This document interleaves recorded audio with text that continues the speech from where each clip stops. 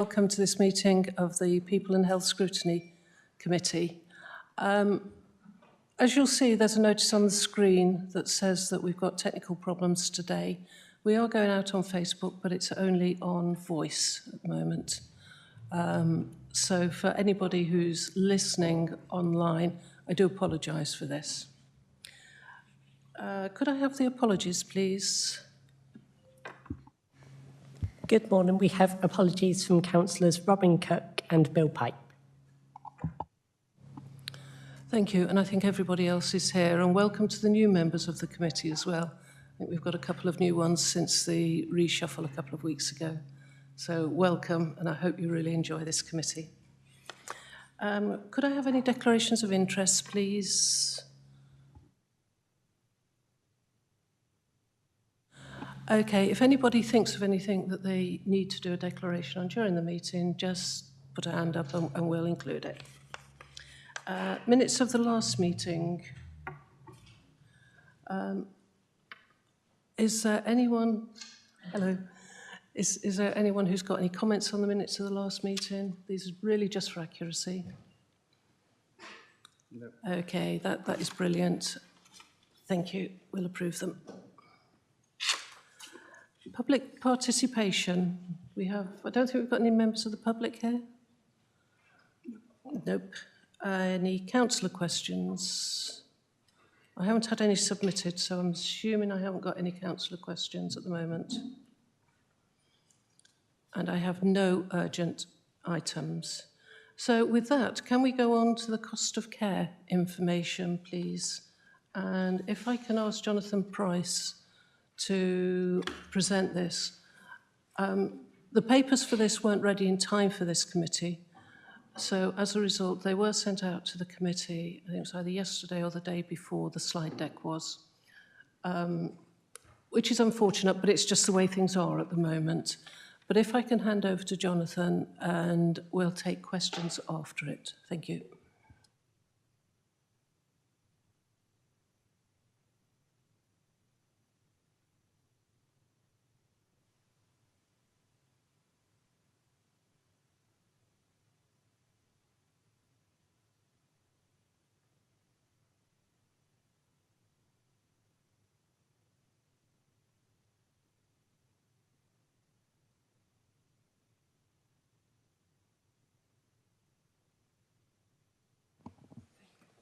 Hello. Hi. Hello. I'm Jonathan Price, so I'm the Corporate Director for Commissioning for Adults, relatively new into post, but I'm going to walk you through an update on the assessment of the fair cost of care. So this is one aspect of health and social care reform that is coming through. I think previously to this group, we've brought market sustainability presentations. So from that, sort of the story of the sufficiency of care in the Dorset care system is really the story here. So this is quite a busy slide, and I don't apologise for that. We're a very busy department at the moment, and a busy health and social care system with the reform that's coming through. We, as a council, have taken the decision to look at this issue early. So the reform timetable for the fair cost of care is really to deliver sufficient fees by 2025. So we are at the start of that journey.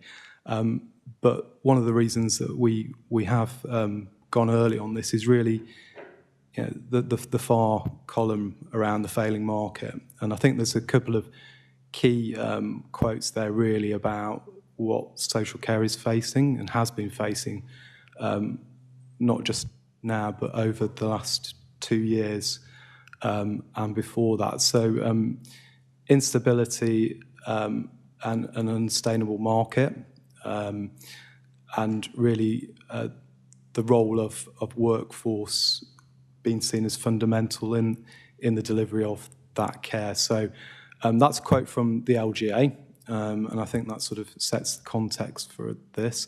Below that, we've got a quote from the National Care Forum, where you can see the extent to which we have been seeing people exiting care delivery.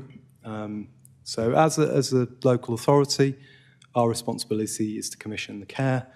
That care is delivered by a range of providers, private providers, charitable providers, but all have experienced this high number of people leaving the sector, so 46%, and many of them going to different sectors such as hospitality and health. So, this is a real issue that we're dealing with on a day-to-day. Before Christmas, I believe, in Dorset, we did see a lot of home care handed back, and that was handed back because the staff were leaving to go and work in other jobs. So, it is real. And we know that actually this is sort of a spiral, sort of a negative spiral that can occur when, we're not funding sufficiently. So that is at the heart of this reform. And as I say, we have some time to work this through, but this is an early piece of work that we've done.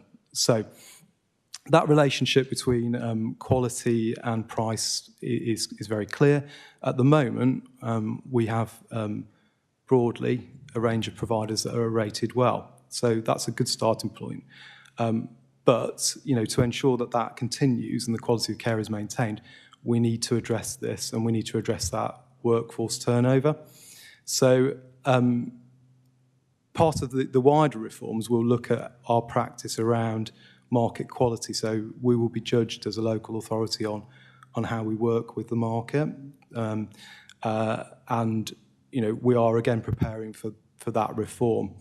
So I've mentioned that there have been, signs of the impact of that market fragility here. 6 care homes have closed in recent times. Financial viability has been the underlying factor. 82 home care packages were returned before Christmas. That was significant. That was a really difficult time for the department. So part of that reform is that there will be additional funding, and the far line of the presentation sort of talked to that point. You'll see that in this year there is some additional funding, and in terms of that allocation for Dorset, 1.2 million. That scales up sixfold as we progress to 2025 in preparation for us delivering this. What the policy framework is saying is that money must increase fee rates, and local authorities must conduct a fair cost of care exercise to understand the market and the local conditions. So we've started to do that. This is the first piece of work, and today I'm going to present some initial headlines from that. But really at its heart is workforce and the stabilisation of that workforce. So as I've said, this is the outline of what we need to do. Local costs such as staff pay, travel time are all relevant. Return on capital for care homes, return on operations for home care and care homes. This comes together in a market sustainability plan which will be submitted in October 22. So there is a lot of work that will be coming through the overview committee as we work towards that deadline. And certainly the work that we've done here to date will help shape that. Outline the pace at which the council intends to move from its current rate to a fair rate. So this exercise will set out the fair rate, and as I say, working towards that 2025 deadline. What we've done so far, so we commissioned 6 months ago some consultancy to look at this. This is quite complicated. It's a big marketplace. The local authority itself commits over 100 million of funds each year into this space. Self-funders and health also spend significant amounts of money. So it is big, it is complex, and the care market, looks at those of a working age, but then are older people, which in this this footprint, is a significant number of ageing population. So expectations of care will increase in this area. So consultancy was brought in. Over the last 6 months, they've completed a market engagement process and also the benchmarking against other local authorities who've done this exercise. So we are one of the first to have done this. We are acting ahead of the mandated deadlines. We are working across South West ADAS with the LJ to share our findings, because this will inform the work of many of the local authorities. The exercise, is the start. I think that's really important to say. It's an ongoing conversation with providers to understand the fair cost of care, and there will be a range of reports, I think, that will come through that may warrant scrutiny in the future over this 2-year period. The next stage is, really, as I say, engaging Department for Health, reporting in on what this truly costs, having that conversation about what that needs in terms of funding, and a clarification of what we found with government and against those other local authorities who've equally done the exercise. This was the process that we engaged in. As I say, this has been over 6 months, so launched across home care, care homes and supported living providers. Lots of conversations through workshops in those market segments.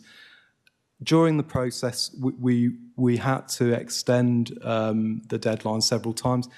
Everyone will acknowledge that this was during a COVID period, so for providers, there was difficulty in giving the time to this engagement, because they were dealing with very, very challenging day-to-day jobs, but we worked with them and extended.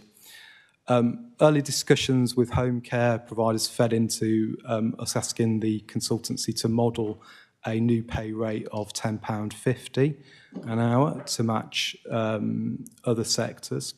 So that was part of the process.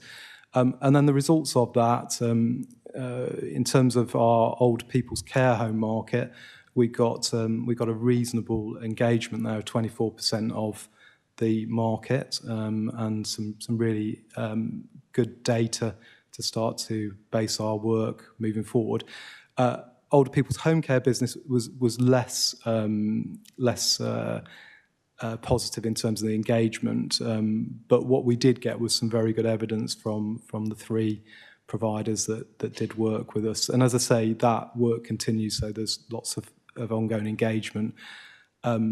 We have a trade association in Dorset, and I have been meeting with them to reignite that organisation's work with us. So that will help moving forward. But also in the home care space, we've done a lot of benchmarking. There are quite a few national products out there that we're able to check what we have found against. Further work around supported living, again, a reasonable amount of engagement there, so a good data set to work from. And we still need to do work with our learning disability and mental health residential care providers. So that was the work that's just been done. Some of the early messages that have come out from that, and I will emphasise this is the start of that conversation. But certainly in that supported living space, we've got evidence that currently paying different rates for levels of complexity isn't necessarily the way to address this. So there's more work to do to understand how we might model those fees differently. Paying £10.50 is certainly a key message as a minimum, and that should start to secure the workforce in that space. We've also got evidence that we need to look at non-contact time. So traditionally we've paid only for contact time, but in that space, due to often the complexity of the client group, there is evidence there that we need to look at that non-contact time and certainly the handover time in order to set a fair cost for care. Decisions about how we apply this to providers who are directly contracting through the Dorset Care Framework, and those who are outside of that need to be made.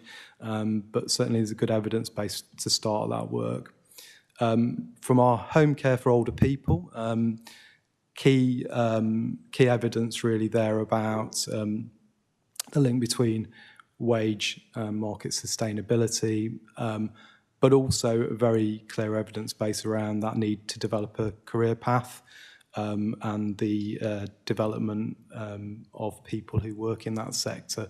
We have people who've been working in home care for 20 or 30 years in this area, very loyal, very honest, very hard-working people, and they have capacity, they have a want to develop further, and as the health and social care system develops, there is that opportunity. So that is coming across. £10.50 again, key to dealing with that threat of people moving to other workforces, other competing areas such as retail and hospitality. A really clear evidence base about the need to move to a rural rate for our county. So that is a key recommendation. The modelling that has been undertaken also sets in there some real key conditions around travel mileage allowances, contact time, contribution towards sickness and pension. So a move away from zero-based contracts. Now we've been testing this with strategic partners, and certainly again very positive feedback. So more work underway there. For our care homes, the evidence basis is showing that we pay average against the fees for residential and nursing, but we are paying higher for dementia support. So there's a conversation to be had with providers about that and how we level that. Dorset homes provide higher levels of care hours per resident than the sort of averages that are coming out. So again, there is something to understand there. Now, whether that be the size of the home as a factor there, or the way that the teams are structured, there are conversations we need to understand. To pay, the sort of suggested levels of fees in this area, from existing budgets is going to be unaffordable at present. At the start, I did allude to the fact that there is more money coming through from government, but even then we are seeing higher levels than those figures. So that conversation that we're having at the moment is very important.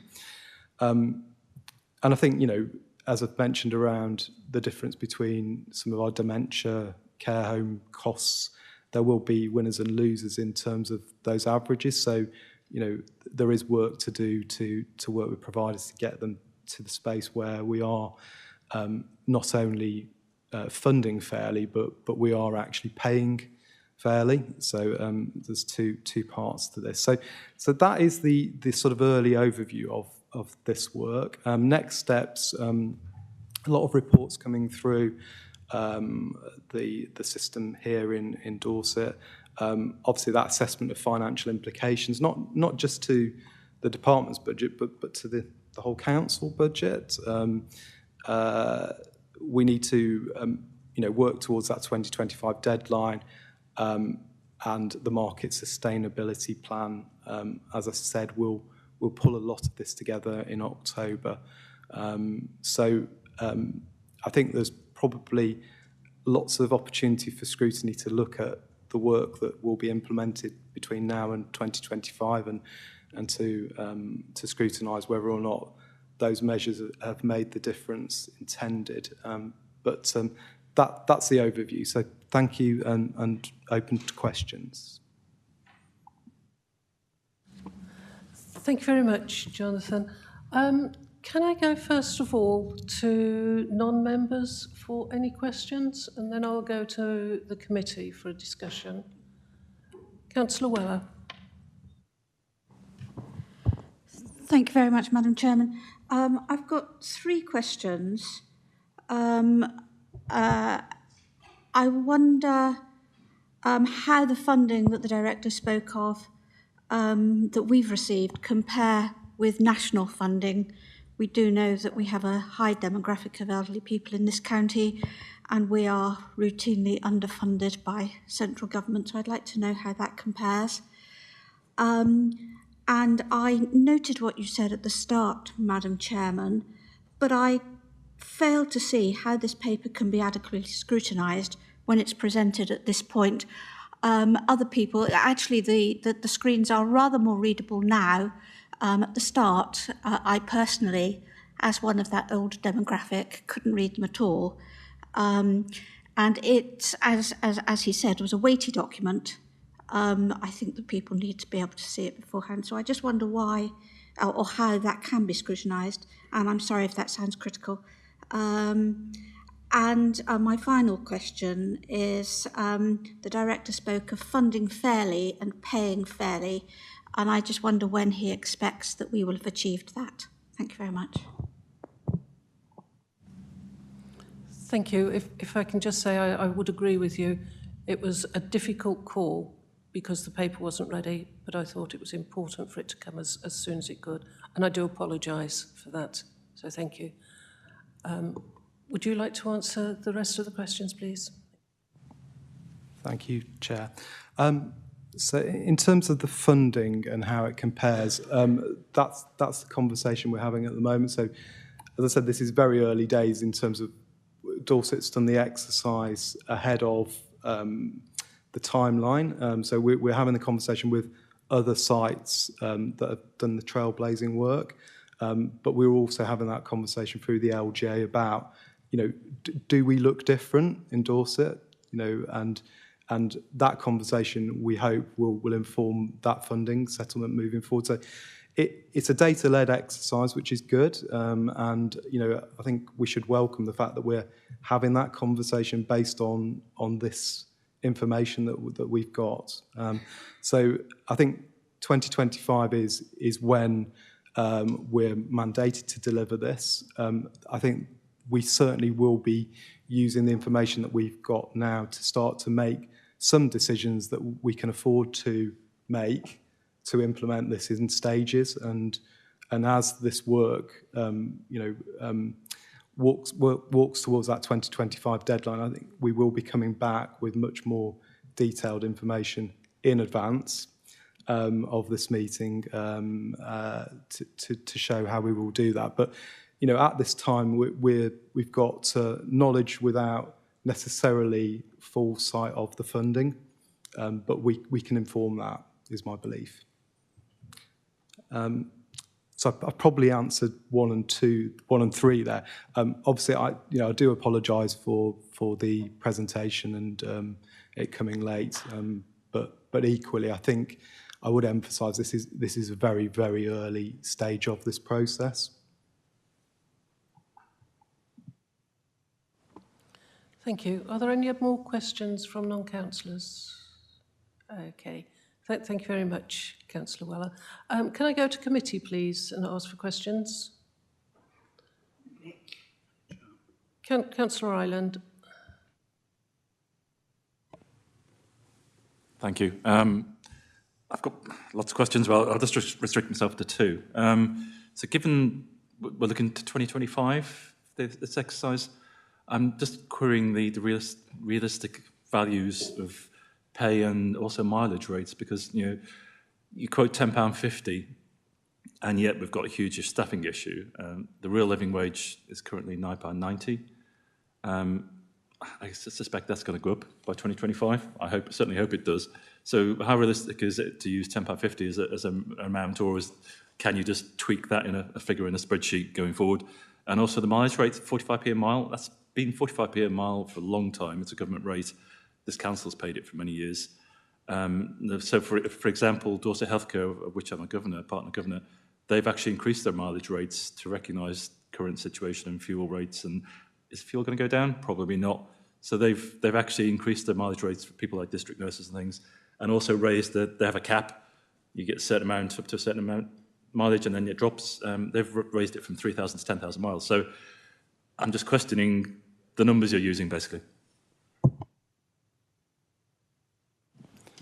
Thank you for the question. I think we are at the start of this, and it will be something that we will do again and again and again. If you look back over the last few decades, our view of inflation has been to hold it. When we've talked to providers, we've held a position, we've held a price. Clearly, the economics of the world and in this country mean that that's not an approach you can take, and you can see the real impact of that in the care market. So I think we will do this exercise on a regular basis, is my thinking, and that will inform our rates year on year. I've done this work before elsewhere in the country. I did it 5 years ago, so that was how we worked with this methodology, and it is a methodology. This is data-driven conversation with providers, with businesses about the true cost of this. We need to build that up. So I would imagine that the £10.50 will be a starting point, and things will increase, and they should. This is a workforce that does need to be paid adequately and have parity with other professions that may sit in other organisations like health. So, there is pay parity, but there's also that parity of esteem, and I think all of this work helps towards that general offer of reward for working in this sector. The mileage rate, yes, again, I think that's a starting point. Interestingly, through this exercise, we found that lots of providers were paying a lot less than that for our home care home care workforce, where generally, they are people who use their own cars, who are travelling, sometimes hundreds of miles a week to do that job. So I think there's a bit of a sort of starting point to the conversation there, but it's more general than that. It is those terms and conditions more broadly. Thank you. Thank you. Councillor Orell, please. Thank you, Chair. I have 2 questions. I'll say them first and then I'll do my spiel, and you've got time to think about them. So the questions are, how can we be sure that increased investment will go into paying staff and improving standards rather than increasing dividends? And the second question, is there any space now, seeing this market failure, for some more direct provision? Right, to think about those. Now, the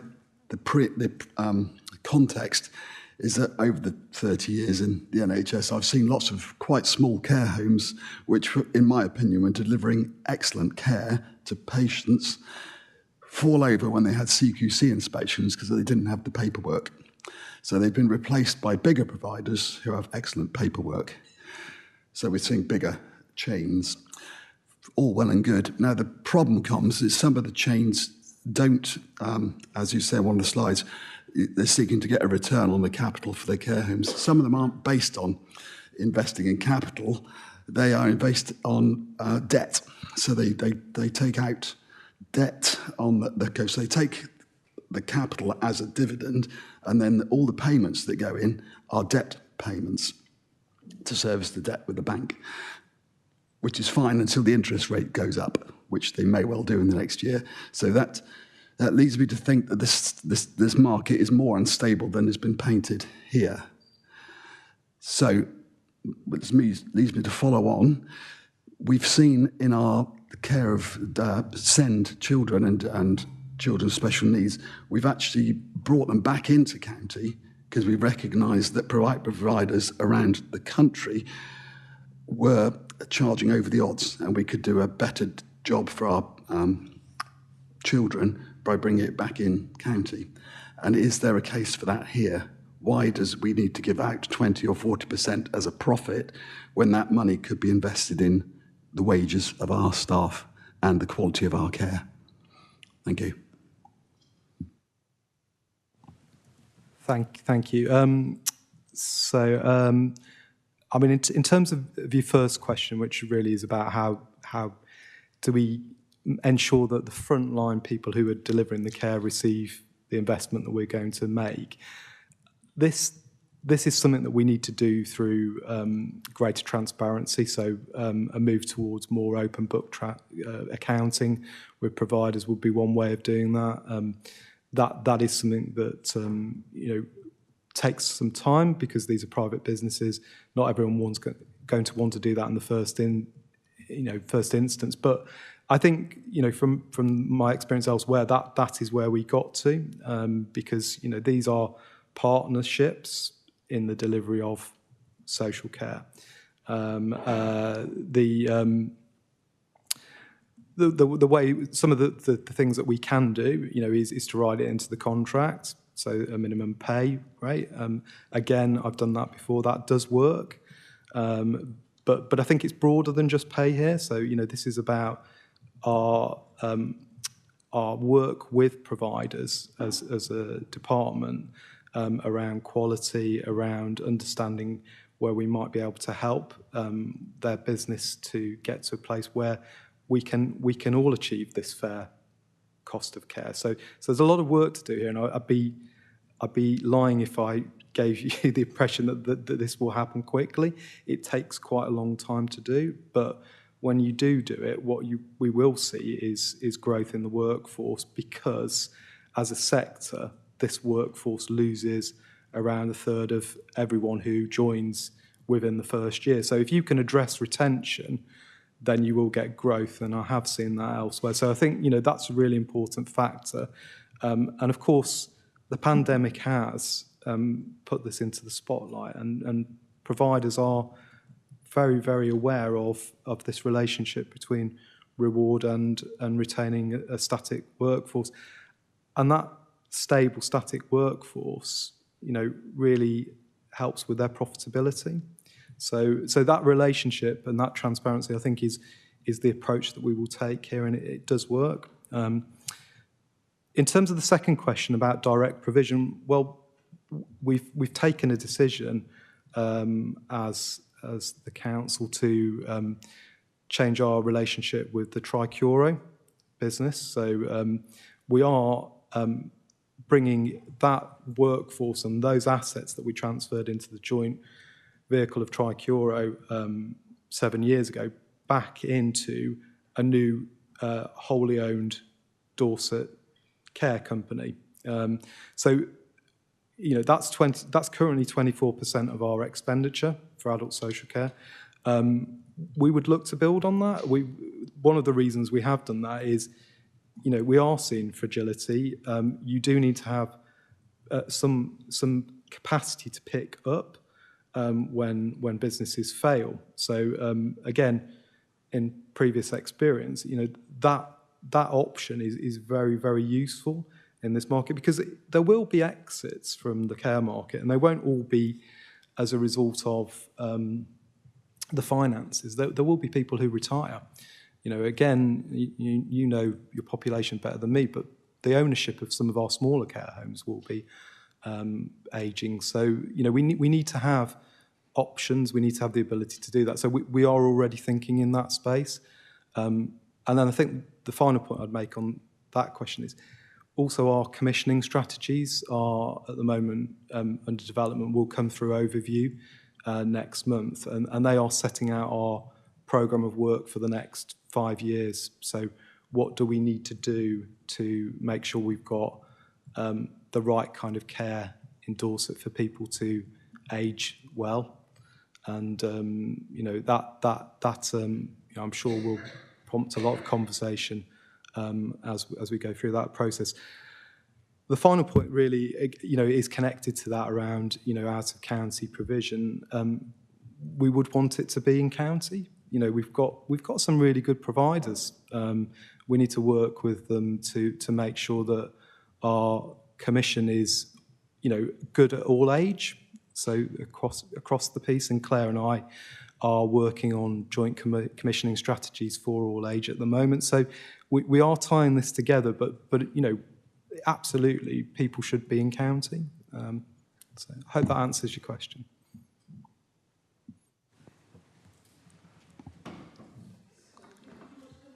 Yeah, can I come back on just one? It's great to hear that you'll be monitoring the pay to make sure it goes to the actual workers. Is there a case for developing more of a pay scale with the progression? Because that's what happens in the NHS, a Whitley pay grade, so that rewards people that stay within the profession, because they know next year they'll get an increment, and that way you wouldn't lose so many staff. I think we're right at the start of this, and that's come through clearly in the feedback from this exercise that it is a career. It needs to be supported in the same way that we would other sectors with that wage improvement for taking on additional work. Of course, at the moment that there are it isn't just one or two jobs that we commission. There is a workforce hierarchy. There is a specialism, and people do receive different rates of pay for either that higher management or the supervision of staff, and indeed, cross-training around different complexity of care. So those are opportunities, but I think we're quite early at the moment. Thank you. Can I just jump in with an additional question on that? What you're basically talking about is terms and conditions as well as pay. And I didn't see an awful lot of that. You talked about it in the during the presentation, but it wasn't actually on the slide deck.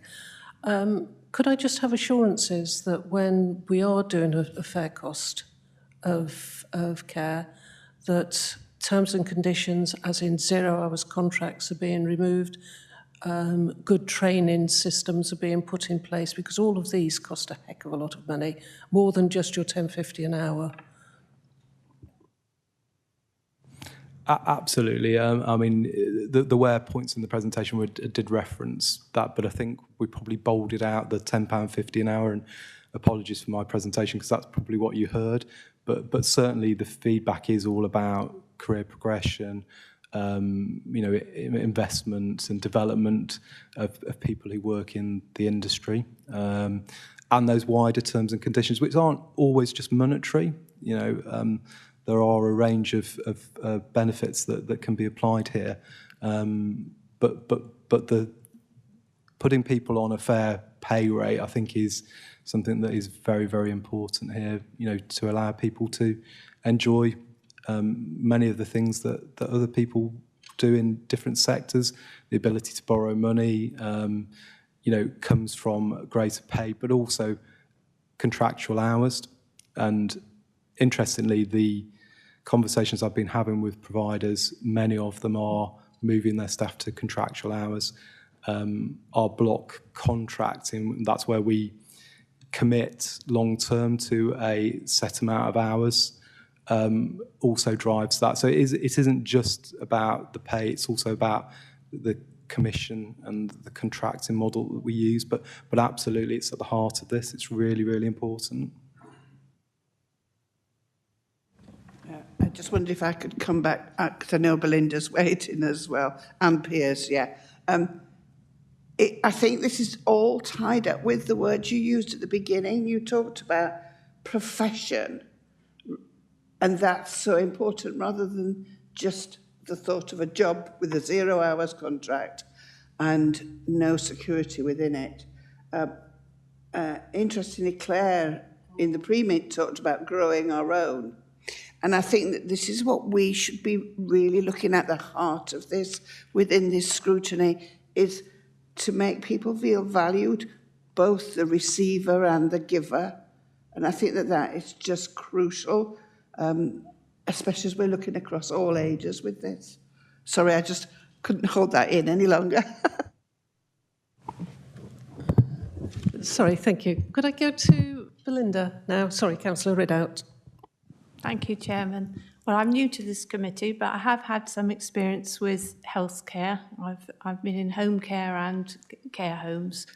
Very interesting presentation. I think I really do welcome this presentation. I think almost it really needs to be done now, probably sooner. Awful lot of information in there to take in, but the essential thing is, from my point of view and experience, is the workforce is key.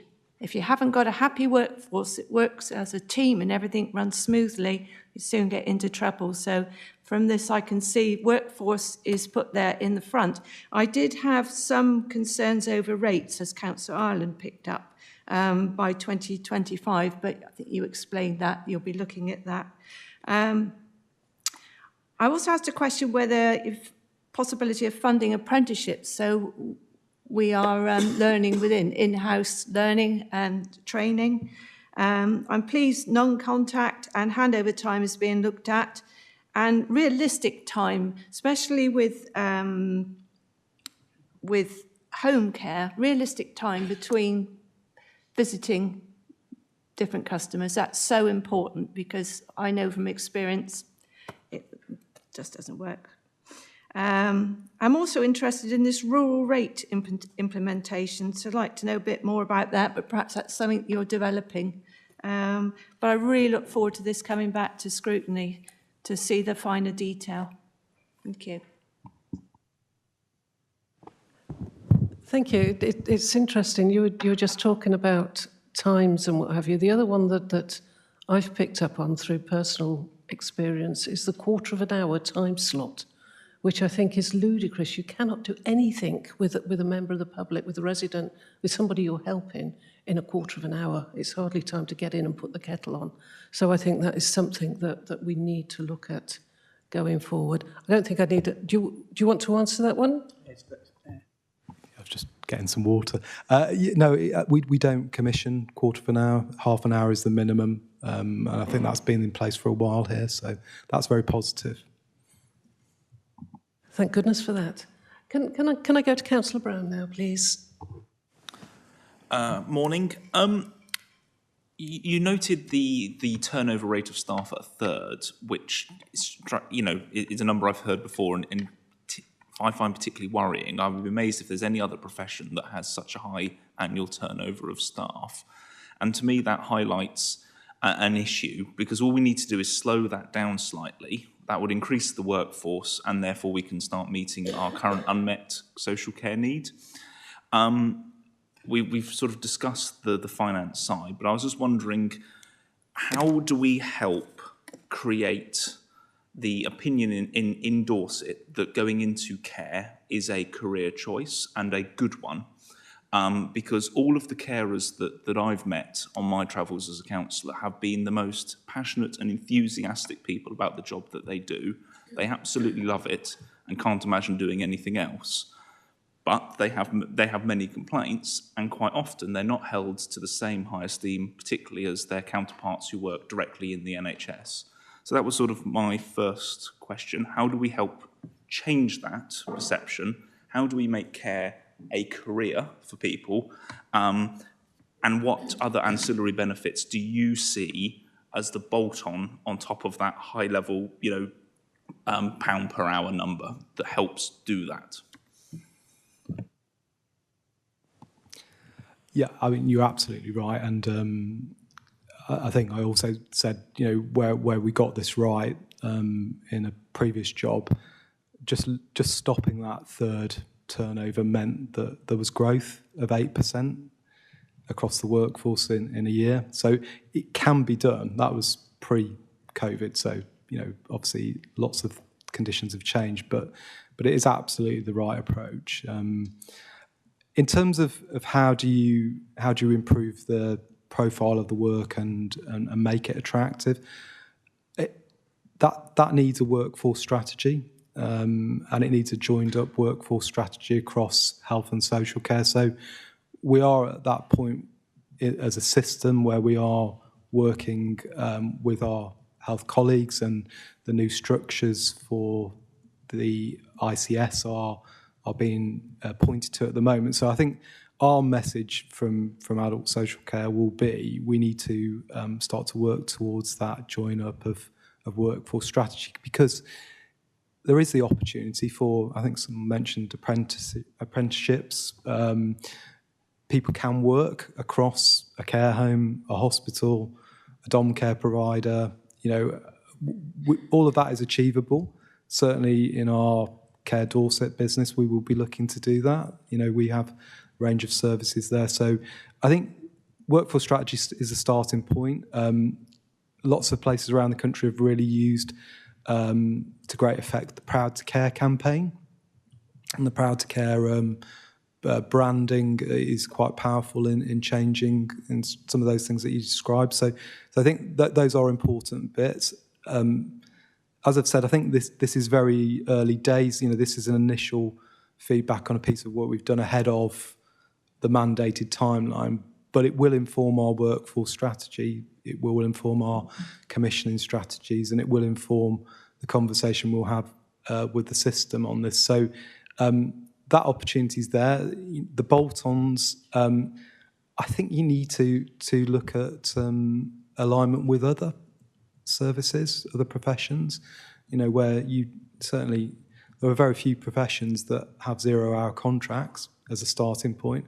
But most providers, most companies look to adapt their offer to their workers to retain. And I think that's a little bit of a shift. So there will be many options to do that. It isn't all just about money, though. I think, you know, we need to recognise that people who come and work in this sector and give themselves, you know, do so for purposes other than money. Money is important; they need to be rewarded correctly, but we shouldn't always assume it's just for that. Kind people who work in caring environments often look for different rewards as well. So I think we need to work hard with our providers to look at that. But early days. Yeah, thank you. And on to a slightly different subject. Can I just say that I'm really pleased to see sort of recognising rurality within our sort of thought process going forward, because, you know, particularly when we're talking with central government, I don't think people fully understand how long it takes to get around Dorset. And I point to my head office, who say, "Oh, we're at Bristol, we'll be with you in half an hour." Like, no, you won't. And that causes its own set of issues.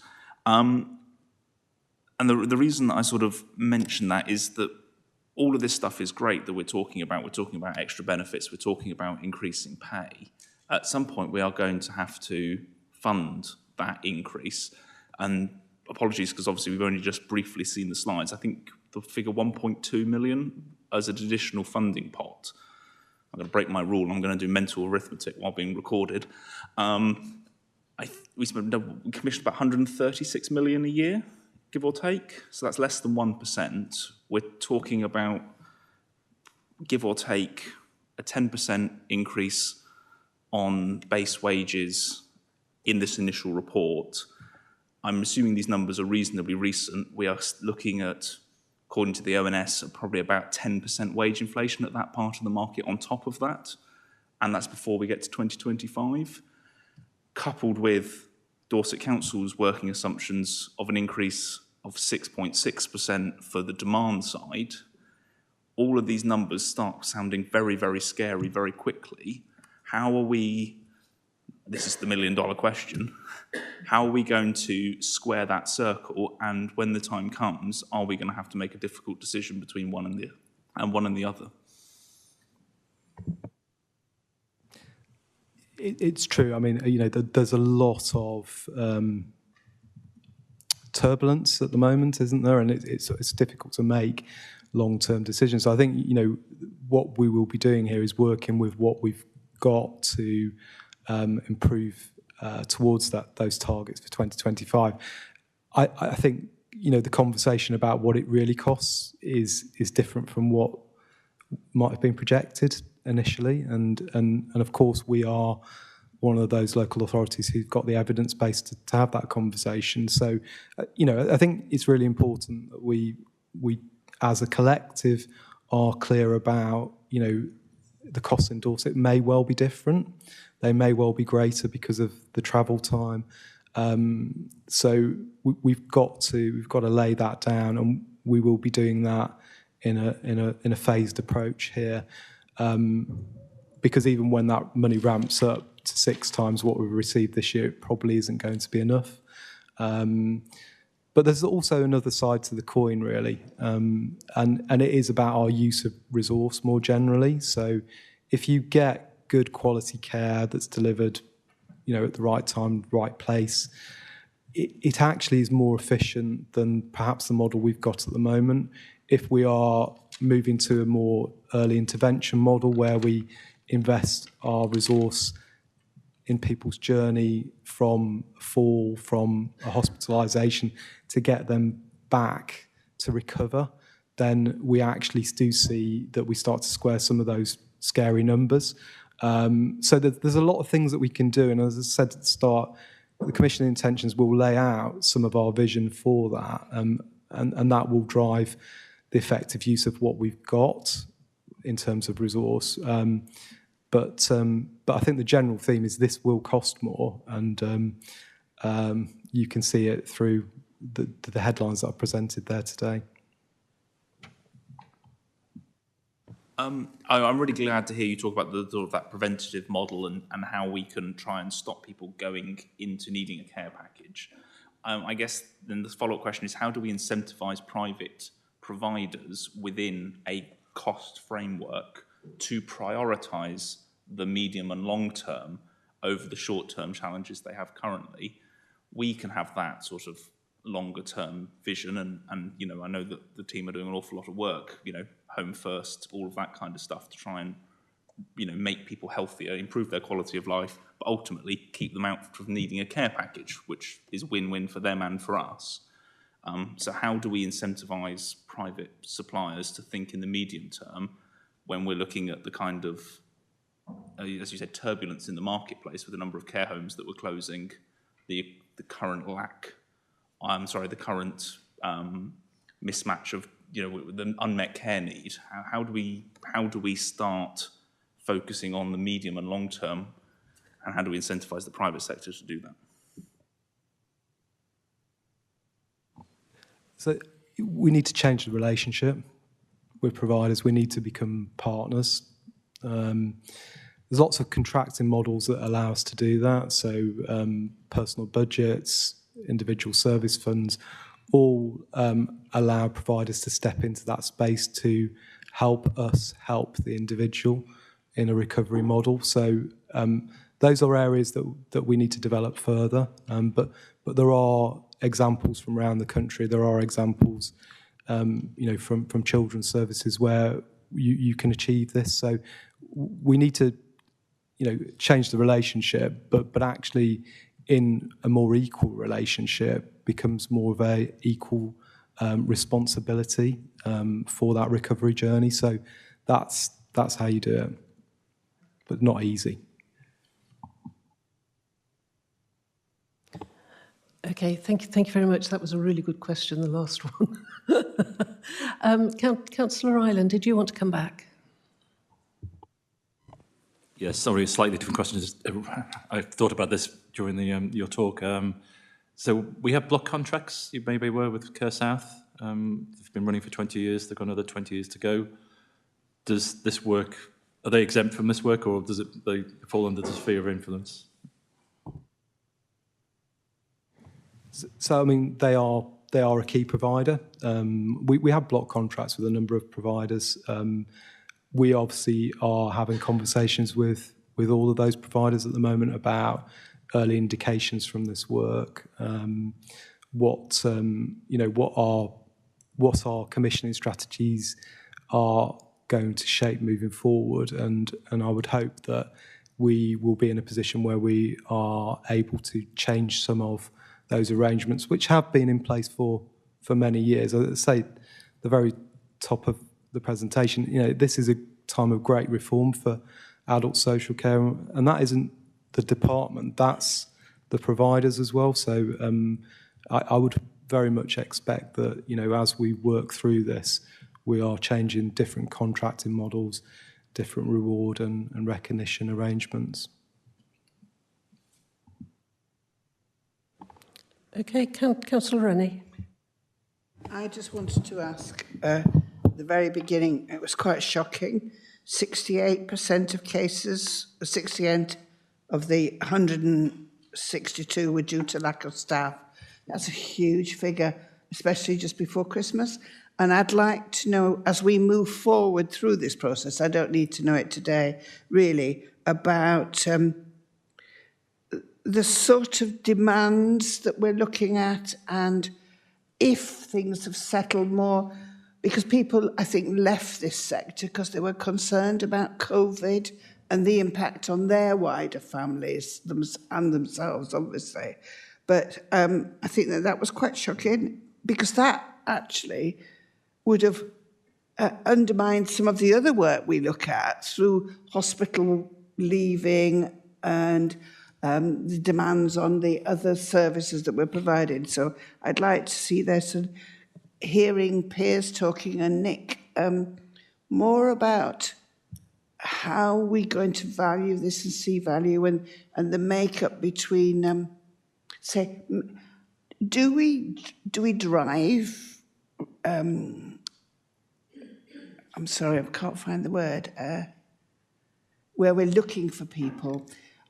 This often is seen as a female area of work, yet we know that if you look through the other professions within caring, it is far more an equal balance. So that's the sort of thing I think it would be well worth scrutinising. Because also some of these people, you mentioned they left to go into entertainment and hospitality, that's areas of work. That often is 0-hour contracts as well. So we were losing them to the same sort of contractual obligations that they would have. So that's, I think, what I would like us to be looking at. Thank you. I'm not expecting an answer, it's just a comment. Okay, I think we've pretty well looked at this item now. I think going forward, I think it would be quite useful if we just took one element of this, because it's such a huge subject, and just took one element to look at in a little bit more detail. And I have spoken to Jonathan, and I'm going to suggest that we look at domiciliary care, because I think it's the one that all of us come into contact with, probably more than all the other ones. I know I certainly do. And I'd like to request something to come back on the domiciliary care, based on the fact that there's a huge staff turnover, as we've said. There are big changes, and I think it's going to have huge budgetary implications for this council. So if we can start looking at that now, that would be really, really useful, if something can be timetabled as and when appropriate. Thank you. If we can now move on to the next item on the agenda.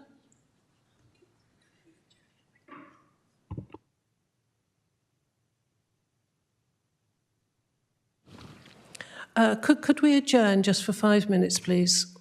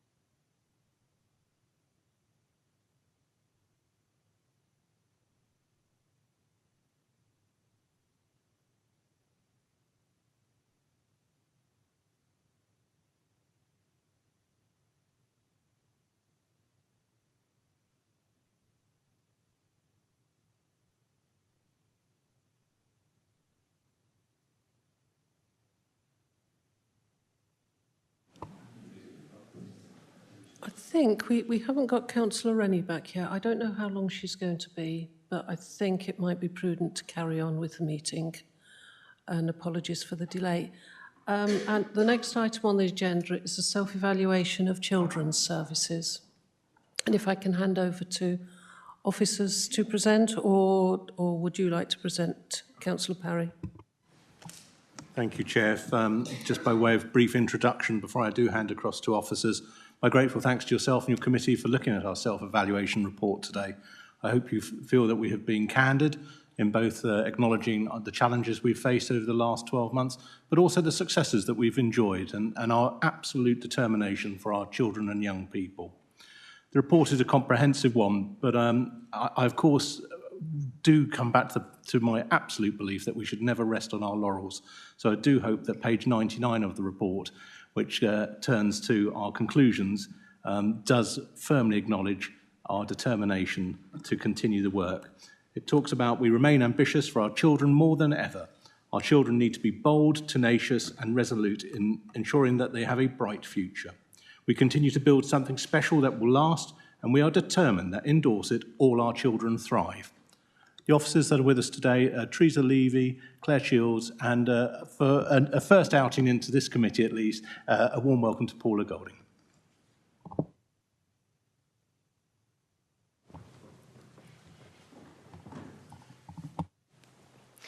Thank you, Madam Chairman. And really helpful just to set the scene around this is a requirement from Ofsted for us to have an annual conversation with them as part of their Ofsted assessment framework. And as part of that, we write this very extensive self-evaluation. So my apologies, I think it's one of those situations where you say, I'm sorry, we didn't actually have the time to write a short one. The real challenge is getting all of the kind of transparency of our services, which are, as you'll see from the self-evaluation, extensive. And all of those services are under that audit process of Ofsted, and we are required every year to produce that SEF. So it's not a requirement for us to publish it, but in light of our absolute determination to be transparent across children's services, we do, and we really welcome this conversation. Claire Shields is going to take you through the summary actions that we suggest might be helpful to scrutinise, but absolutely really welcome that conversation across the whole committee. Thank you.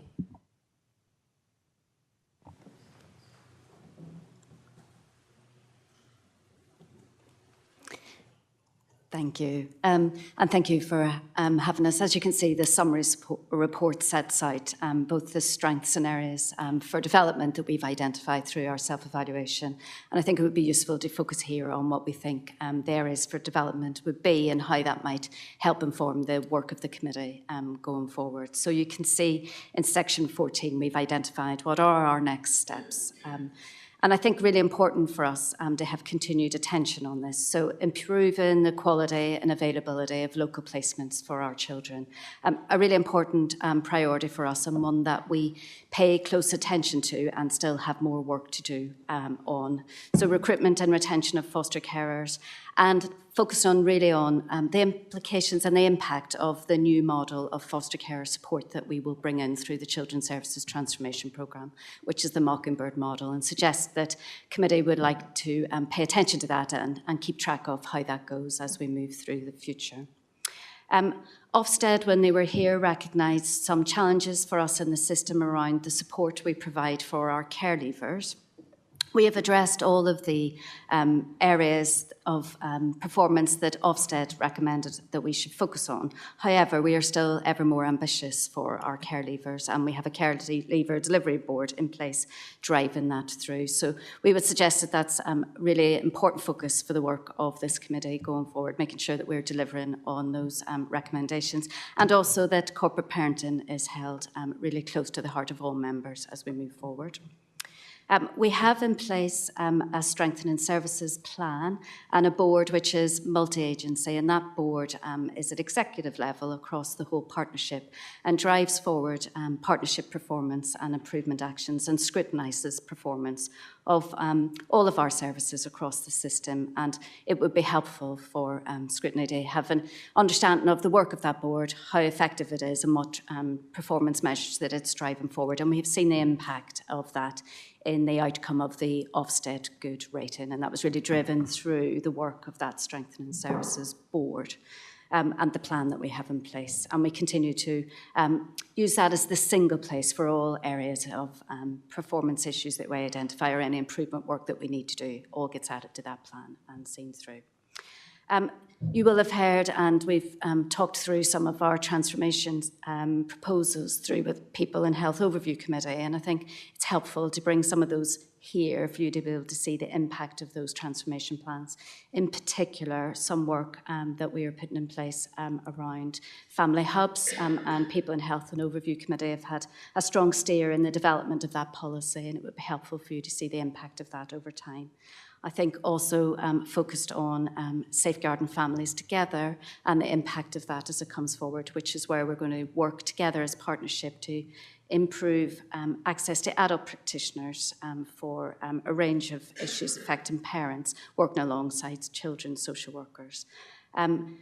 Big piece of work for us in developing our digital family offer, so how we can make sure that the information that we give to families is of good quality and helps them self-serve and serve themselves, but also how we can move some of our services online and make them more accessible. Interesting, just thinking through the comment about rurality and where we can make some more accessible services available to families. And then finally, just focusing on the work that we're doing around increasing the availability of our provision for children and young people with special educational needs and disabilities, thinking through the impact of the new school places opening through the Dorset Centre of Excellence, which has opened now, but also the work that we're doing to increase sufficiency of provision across the system and around. So I think those are our next steps and the work that we're working on. I think happy to take questions on the detail of the report that's in there, but help and shape what the future scrutiny should be as well based on this report. Thank you. Can I go to questions initially from non-members of this committee, please? Councillor Jones, please. We now have some very good services for children and families, and we're being well used. If you look at the number of people who've contacted Chad, over 8,000 people, and that's our front door, and that's really good. But I'm a little bit concerned about in the near future. A lot of problems with families start with money. And given the money problems that families are going to have in the near future, I'm concerned that they're going to turn to us, which they should be turning to us for the well-being of their children. But I'm also concerned about our staff. Have we got the capacity to take on extra staff quite quickly and to deal with these extra problems which we may get? Because I don't want our staff now doubling up on work. We've got to think about the well-being of staff as well. So can you ensure that we do have the capacity to just take on extra staff? Because I know we've not got money floating all over the place. Thank you. Would you like to pick up that question, please? Thank you, and thank you for your question, Councillor, really helpful and very much at the forefront of our mind at the moment. We are already seeing families who are struggling more than they were financially, and we know that as families are coming through the pandemic, the ability to have that sort of capacity within your family is diminished in terms of that whole experience. So it's an area of work with our families that we're working heavily on. You know, we've been implementing summer in Dorset pre the Holiday and Activity Fund coming into play, and we're continuing with that. And we know for some families last summer and last Easter that made a huge difference. So we're extending that, and as a council we've also invested further into that to be able to offer that out to more families as we see more families coming into that free school meal position. We are campaigning for families to access their free school meals and for their healthy start. So I would take the opportunity again to make that message very loud, that we want people to be able to access the benefits that are theirs by nature and right, and we are doing everything we can within that communications to make that happen. However, we know that there's more to do, and certainly as a senior leadership team and as Cabinet, we're looking at all sorts of different ways in which we may be able to support our families and our staff. What we are seeing, and what we have seen throughout the whole 2+ years of the pandemic, is an increasing in complexity as much as an increase in numbers. So we have seen some up and down in terms of the levels of need for families. What we know is that as a service, we were able to flatten out some of those bumps and curves in the early days by putting things like our link workers in schools, by putting our educational psychology helpline online really quickly to help families with that, and now converting that into a constantly stood up deal, the Dorset Education Advice Line, which we're already getting significant feedback from families and professionals that that's really helping them access that early advice and support. And everything we're doing around that, you know, we're looking at always thinking about, as well as the really fantastic investment we have as a council in early help for children's services, that we think that we get in even earlier, because what we know we see when families come into those high level needs is that there were opportunities to do things earlier that were missed by the whole of the system. And it is a system-wide piece, which is why, as Claire describes, it's so important that our Strengthening Services Board and our Children and Young People Strategic Alliance is a partnership board. We can't, nor should we, do these things on our own. And we're really keen to kind of think about how we work together as a partnership to be even in supporting families at an ever earlier time. Today, the average caseload across the whole of children's social work is about 15. We've got a handful of staff who have low 20s. I want to have no staff in those low 20s. But it's also really important that we do bring those families into assessment where that's right to do. So we continue to understand that actually, we'll probably come to this in the performance framework, but we don't have a retention issue within children's social work. What we do see is a movement across teams, and so sometimes that pops up into a leaver figure. And what we see in that is that actually people, I've kind of gone online before saying this, children's social workers are a fantastic group of people, as are the children's early help workers and the SEND workers. They're also really energetic and often looking for a new challenge. And so it's really important in all of our workforce, but I think particularly I experience it in our own, that we create those new challenges. They don't often want to stay in the same place doing the same thing. They want to be able to do different things. And so things like the Mockingbird project in fostering has attracted a really great opportunity for some staff who are presently with us to transfer into that team. And what we've been able to do with our recruitment to date has been able to encourage people to come and join Dorset, because the message out there is really positive. It's a good place to work.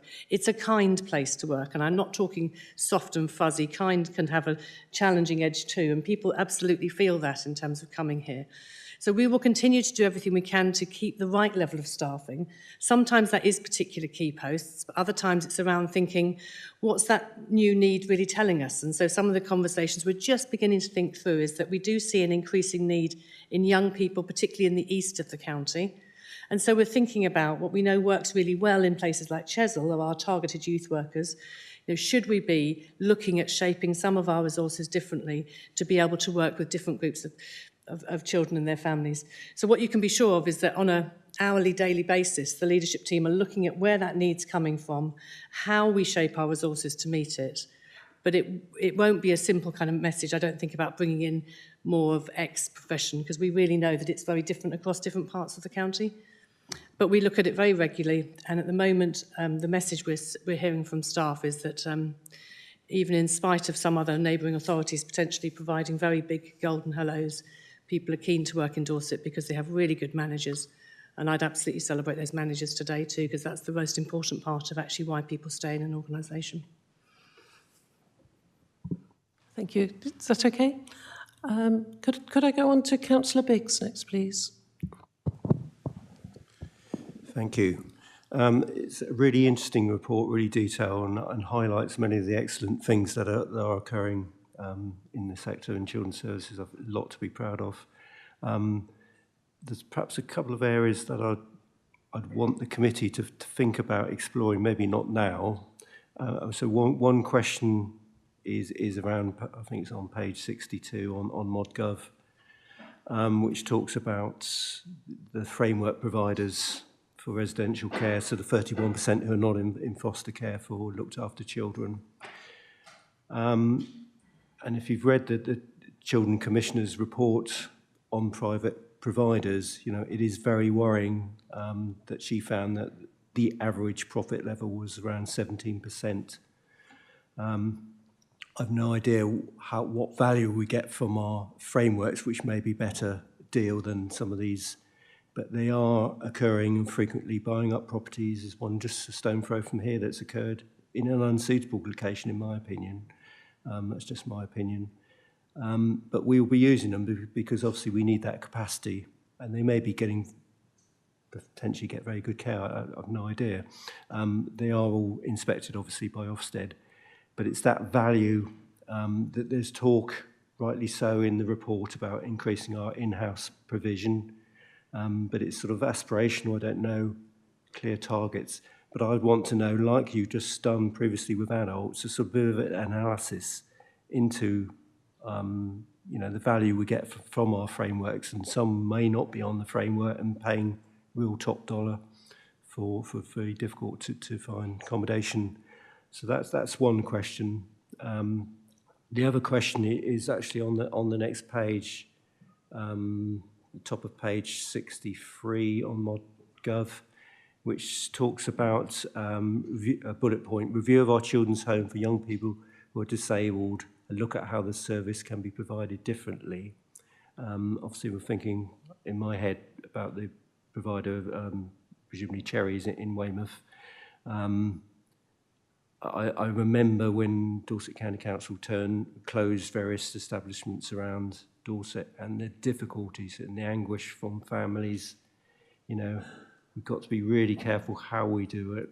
Are we going to set up, are we just going to put them all out to individual foster carers, because many of these youngsters, from memory, in the other establishments, the whole thing was that they met other children, and they like this, we might not like, the environment may seem old-fashioned to us, but they were happy there. So just wonder a question, about how that is going to be dealt with and the sort of timeframes involved. Thank you.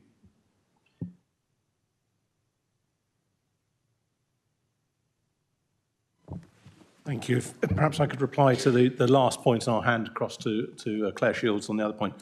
I think we set a very simple mantra when it came to the standards we expect from children's services in Dorset, which is that we would deliver good and outstanding provision for our children and young people.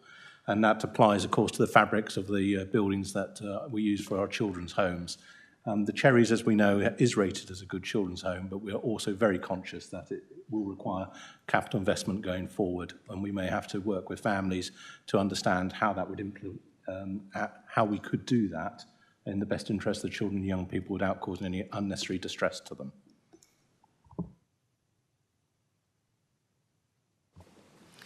Thank you. I will hand over to Claire in a moment to talk about the value from our commissioned framework. But first of all, just to outline a little bit more around actually some really significant investment and growth in our own provision this year. So you'll all be familiar with Dorchester Road, which are those two properties, and we're really thinking about the best ways to utilise those. They come back to us, we get the keys on the 31st of May, and we're delighted to be able to be in a position then to actually put forward for the registration with those with Ofsted. You'll appreciate we have to have the buildings absolutely spot on, and we also have to have the registered managers and the teams in place to do that application, and then there can be sometimes a short delay of some weeks with Ofsted before registration. Those will just be two more of the ambition that we've already realised around opening more front doors this year. So we've also operating now a small unit in Clarence Road in Portland, and we're operating other units as we can over the coming months. Part of those other operations and part of those other places where we may well be able to deliver our own residential and respite overnight care for children with disabilities are part of that Children Who Are Disabled programme of consultation that we're just engaging in now. That does include the Cherries, but it isn't solely focused upon the Cherries. It is a much wider brief than that. And it's wider because what we learnt and the impact and the success of the harbour to date has been quite extraordinary. Some of the positive outcomes for some of the children there have really outstripped what we suggested they'd be able to achieve in terms of less missing incidents, less admissions to hospital, less criminal activity incidents, less family breakdowns. We absolutely then thought, well, okay, what are our families with children who are disabled telling us? And they were telling us that actually they wouldn't have needed care or long-term respite if they'd had more of a wraparound outreach service too. So that's the basis of the consultation that we're working on, but also thinking about some of our children, of course, will need to have really good quality care. And as somebody who started her life as a residential social worker, so I'm really passionate about making sure that I say that every time I can around this workforce. That's where I started as an unqualified residential social worker and had 7 of my best years in life doing that work. I probably learnt more then than ever, and actually I carry it with me every day. But it also has absolutely made in me that I am only interested in running good residential care. And so to make sure that we're supported in that, because it's a really tough task, we're working closely with the Marlborough Bush in Oxfordshire, who's been running therapeutic care for children for many decades and have always been graded as outstanding by Ofsted. And they're coming around us both as support of our process and our planning and delivering training to our staff that's at a higher level than is nationally required. So we are keen to only deliver good and outstanding. It's a tough job. The social workers and the residential workers that do that work are absolutely extraordinary in their commitment to that task. And I am incredibly grateful to the staff at the Cherries who throughout the whole of the pandemic have managed to keep that care provided to those children so that, again, it has been celebrated by Ofsted in the report that's just about to be published. But I'm also grateful to the staff who are working around the clock already with the harbour and with other residential provision, who are really working really hard with young people whose needs are much more complex than they were. And that complexity is real. It is also, however, one of the issues that is cited by the private sector for some of those huge challenging costs that you described, Councillor. So we have a really strong commissioning team around that, and Claire will talk you through about how we manage those commissioned services.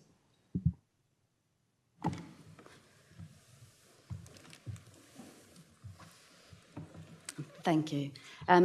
We have a range of framework agreements in place, and we operate on a regional arrangement for most of those providers. So we work in collaboration with many local authorities across both the South West and the South East to be able to pull our resources around quality assurance, contract management, and understanding what that provision is, but also opening up to us access to a wider range of provision than if we were working on our own.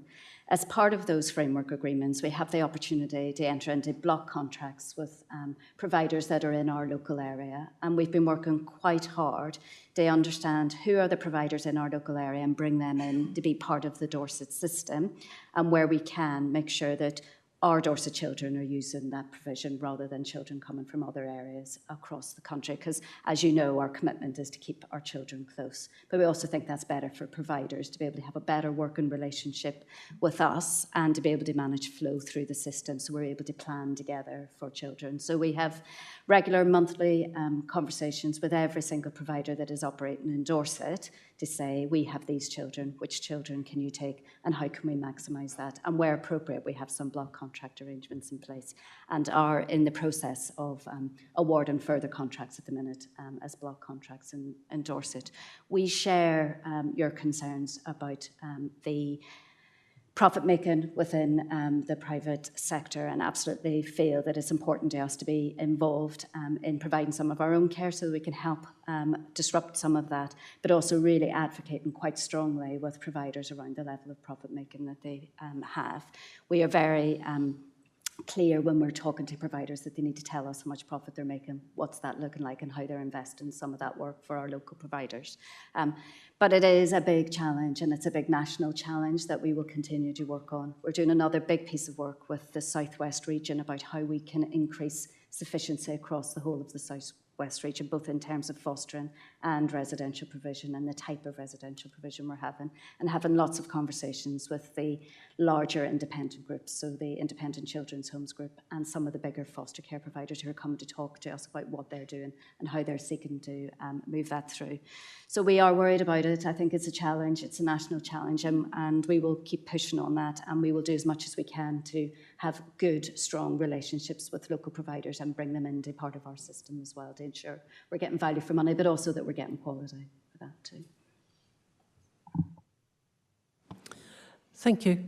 That was a really fulsome answer, so very much appreciated. If I can go now to Councillor Weller. Thank you very much, Madam Chairman. I'd like to reiterate everything that Councillor Biggs has said. I'm a great believer in if it's not broke, don't fix it. So whilst I think that the reviews are absolutely vital, once you've reviewed it, don't change it if it doesn't need to be changed, and I know that you know that. Undoubtedly, the chair is tired. It's a model from a past era. I wouldn't say it's broke, but I wouldn't say it doesn't need some fixing. So I'd just like to reiterate that, really, and to remember that these are children with very, very complex needs, and we need to change their environment with the utmost of care, so that we don't unsettle the help that we have given them and the stability that they currently have. I'd like to congratulate you all on the harbour and the Chesil service and Mockingbird. All are really, really delivering huge benefits for our children and young people in Dorset, and I think that more power to your elbow in that respect. I just really want to give the thanks from the Corporate Parenting Board, really, for all of the work that you are doing for our looked after children. We do note it and we do appreciate it. Thank you very much. Thank you. Would you like to reply? Just the briefest of replies, if I may. I certainly reflect on the Ofsted report that said that in Dorset Council, good work is expected, delivered and celebrated, and that is absolutely right, and our staff have proven that. But within that, of course, I should also extend that to my thanks to the Corporate Parenting Board, of which Councillor Weller chairs and Councillor Biggs the vice chair of, and I know that they are incredibly dedicated in their commitment to our children and young people. I'm actually having a meeting scheduled this afternoon with the lead members, and I will discuss with Councillor Kirby a piece of work I want him to look at in respect of how we engage with the Corporate Parenting Board around the cherries and our other provisions, because I think that's really will matter going forward and identify new opportunities. But I do return to our principal position on foster care, which is we want our children as much as possible to grow up in a homely environment wherever possible. And in respect of private operators, my view of those has always been a fairly consistent one, or a very consistent one, which is that I expect there to be a good reason why any child is placed out of county, and a good reason to me does not include the fact that we have insufficient provision in Dorset. Thank you. Okay. If I can now go, oh, sorry. No. I'm terribly sorry, I've forgotten your name. Councillor Rolfe. I just had a complete brain blank then. I'm terribly sorry. If we can go over to Councillor Alford, please. That is okay. This is, in fact, the first time I've attended one of these meetings. I'm delighted to be here. I would, first of all, just like to thank the authors of the self-evaluation report, because it clearly is a very comprehensive document and very well written. I just have a couple of questions on the covering report, if that's okay. And I refer first to the area for development in 12.1, and it gives me the impression that there are some very complex lives going on, and I don't really want to delve into those complex lives, but just to recognise that's the case. And you know, we've talked about early intervention during this discussion, and I think this story very much is about the value or potential value of early intervention, because if we can do the right things at the right time, I think it's going to make so much difference to people's lives. Not only will the authority benefit in reducing the number of cases that fall within paragraph 12.1, but it will improve the lives of the people concerned, which is really what we're about. So all I invite is just confirmation that that understanding is correct. And then the second question refers to paragraph 13.3, and it's really just for information. I was like a little bit more knowledge about Bridport's rights-based approach. So that might be interesting.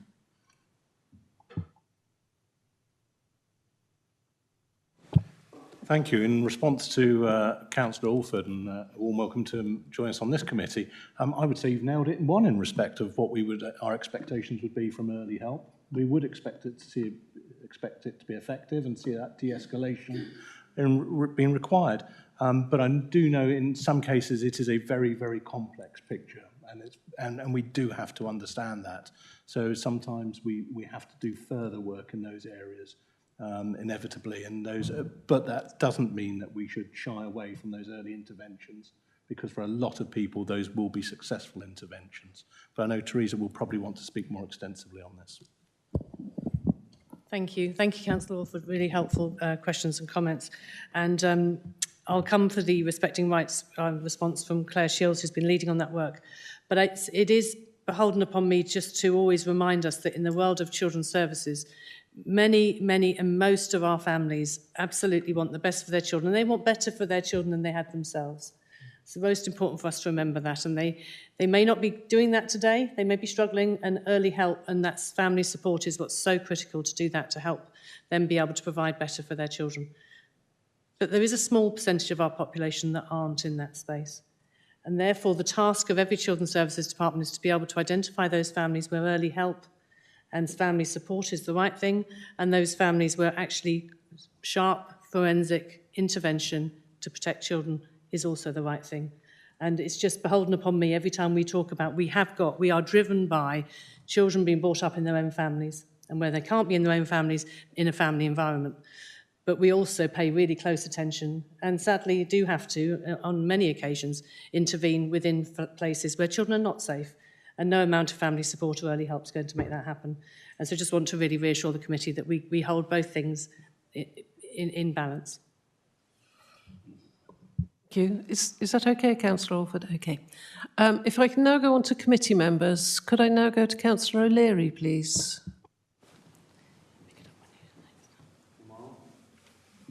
Yep. How is the work in the report likely to be affected by forthcoming change in legislation, especially in the area around SEND? It's my understanding that the purpose of the Council's pilot inspection with Ofsted was to look at a potential new framework. So how does that come together? Thank you, Councillor Leary, really helpful. And yes, absolutely. We engaged with the Ofsted methodology visit, which was a 3-week visit that just ended last Friday. There is no publication from that visit because it is a test of the methodology as much as anything else. But we were keen to engage with it to check ourselves against the new green paper. We were certainly assured by that visit that we were going in the right direction, in the right time, and in all the right areas. However, we've absolutely got more to do in that space, and what was really telling was that what we know for so many families, their journey around their child with special educational needs has been a really difficult one across the country and here too. And so even though lots of families were telling us that things had improved for them in the last 2 to 3 years, they were looking back on a history of really huge challenges around getting the services they need. And still we need to make sure that in each and every day, in each and every school, and each and every early years provision in our county is inclusive and identifying issues early. And we know that. We were absolutely clear with the inspectors about that and needing to make sure that that early identification around SEND is absolutely critical. But that won't be us as a council as much as our partners and our colleagues in early years provision and schools. So that working together across our education board and across all of the areas that we're working on in terms of our high needs deficit reduction strategy, they absolutely agreed were the right things to be doing.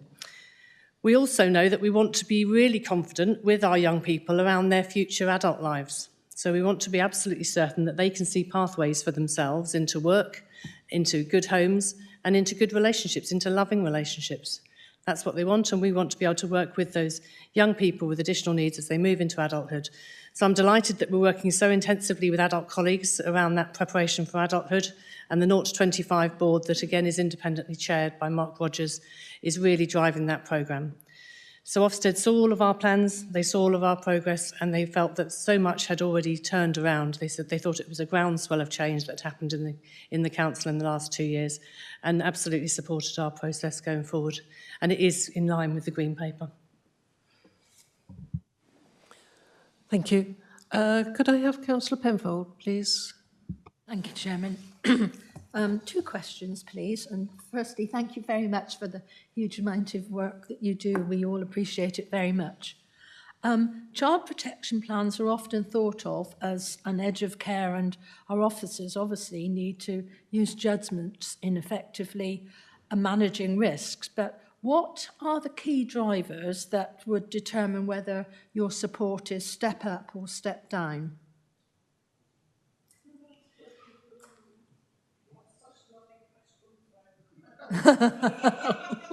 Sorry.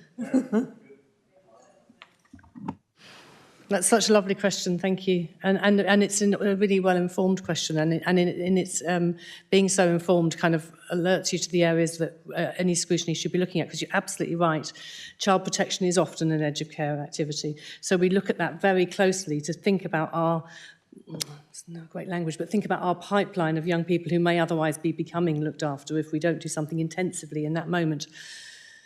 So what we've absolutely seen in our child protection figures is, and from my point of view, we still have too many children on child protection plans, and we have too many children who have 2 child protection plans, have one and then come back on again. We've audited and externally audited, and Ofsted audited with us, those plans all the way through. We do every day. That tells us those are the right children. There's not a kind of children who aren't, and I think probably, if anything else, if I'm honest, some of our partners might say we should probably have more. We know around good and outstanding authorities and our STAC groups, we shouldn't. We should be having a few less. What we see in that space is a really significant presence of domestic abuse. We see a significant presence of drugs and alcohol use and mental health in adults. It's almost none that don't have those features, I hate the language, but those kind of component parts. So that absolutely has driven our Safeguarding Families Together project, which is around saying what we can see in that place is that if we really want to make change, and it's got to be quick, because we all know the theory around Professor Eileen Munro, who said, a month of a child's life is an equation to a year of an adult's life. So we've got to make changes quickly. And to do that, we really need those adult workers around adult mental health, adult drugs and alcohol and issues and domestic abuse to work really cheek by jowl with the children's services workers so that we have that impact much more quickly. The evidence around Safeguarding Families Together is very strong across the country.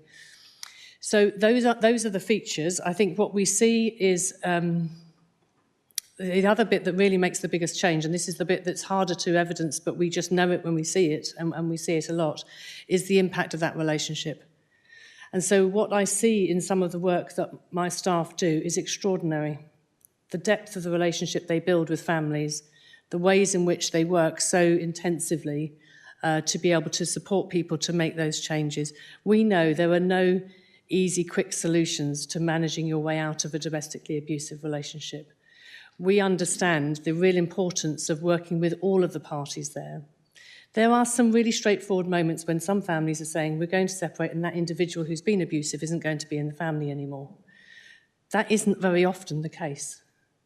It is much more common that people want to have some continuation of relationship, and we're having to be in that space with them around the safety of the children, and that's clearly, we think family and act child. So we always are thinking about the family, always thinking about how that family situation can be maintained and preserved and supported. But we must always also think about the impact on that child. And of course, ultimately, the point in which they are becoming looked after into our care, increasingly now endorse it almost universally, that's a court decision. So we're not on our own in making those decisions around removal. And we do that in a pre-proceedings way. And that means wherever we can, before we get into court, all of our assessments are undertaken. People have had a formal letter notifying them that actually if things don't change in your family, we are going to be taking your family to court to look at removal of your children. And that gives them the opportunity to have those really early conversations with their own legal advisors to be able to really think about what's needed. But it's complex work, and you're absolutely right. That's why focusing on those child protection children is so important, and that is what we do. Thank you for a great question. Could I ask another question, Chairman, please? Thank you. The initial signs for the 0 to 25 birth to settled adulthood is going to be effective in finally ending the silos between the internal directorates of children's and adults and also our external partners, such as health. But what does this new way of working look like and really do in changing the outcomes for children and young people?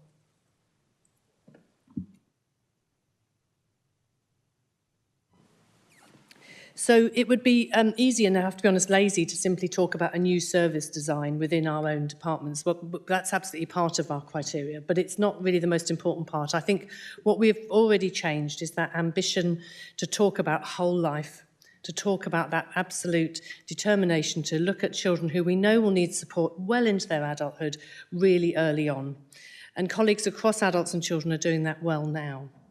And actually, when we just looked back on things like the young people in the cherries with those really complex needs, it's really important that at a really quite early age, we're talking with each other about actually what does the real life look like for this young person going forward. And so that's certainly happening. We also know that as a county, we want to do much more to have real work opportunities for everyone. And that takes takes the village. That takes this village, it takes every village, to really create those work opportunities for everyone, to really be thinking about how can we make sure that we have all of those sort of supportive programmes, how can we make sure that children with disabilities have accessibility to the whole of our county. And we know, again, from our Ofsted visit, they agreed with us that things like rurality, things like transport were a huge block for those young people.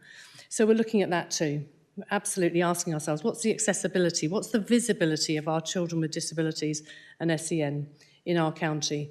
How do we celebrate the strengths of those children? How do we take a strengths-based approach to say, it's not a deficit model for a child to have a disability. What's their abilities? How do we take that focus? So it's really much more of a cultural change, as well as thinking about that we make sure that we take away any of those cliff edges of service delivery. We've done that in children's services by integrating early help, social work and SEND. Our families tell us that's having benefit for them. We're looking to do that with children and adults and health colleagues to make sure that actually the handover where that's right is a really smooth and warm one and not something that feels like a kind of cold shower for people, frankly. So it's a culture change. Some of it will be systems, some of it will be processes, some of it will be training and making sure that people are familiar. You know, if you're working into that adult space, you need to know the children's legislation and the adult legislation. If you're working in that adult space, you now need to understand both areas of that as well. So again, as always, it's about asking more of our workforce. We know they want to do that, so we're offering them that training as well. So it's a range of options across that whole board. Sorry, could I bring Councillor Rennie in? Could I come back as well to Mary's first question, really, because Teresa didn't mention, you talked about the bringing the families together, and Teresa talked about how many families within domestic abuse. 86% of our families that we're working with, there's domestic abuse in the household. And our team have been working alongside the court system to bring in a pioneering project. I think, Jane, you were at the last forum where we heard about that. And it's to actually help to mitigate these issues. And it is already, I've heard directly from somebody who went through the system and she could not believe how hard everybody worked. Previously, the court system is in some areas, and was here, adversarial. And so you're already in that situation and you continue it within your court system. And already this pilot is showing differences here in Dorset and in Wales. So I think we will be kept up to date with where we are going with this. This is all about helping those children maybe not keep the family together, but helping them to continue to have that contact and contact safely and to go on to healthy relationships themselves. Just speaking personally, I cannot get over the amount of work that's being done in this area now in Dorset around domestic abuse and helping those children to grow properly. Thank you.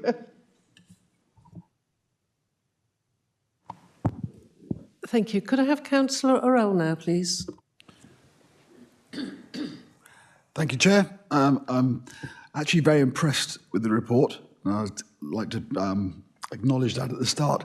In fact, a few years ago, I was uncertain about children's services, but over the last year or two, and especially with this report, I'm actually really reassured, and to see it recognised in the Ofsted inspection reports also, and also thank you very much for the regular reports and updates we get by email.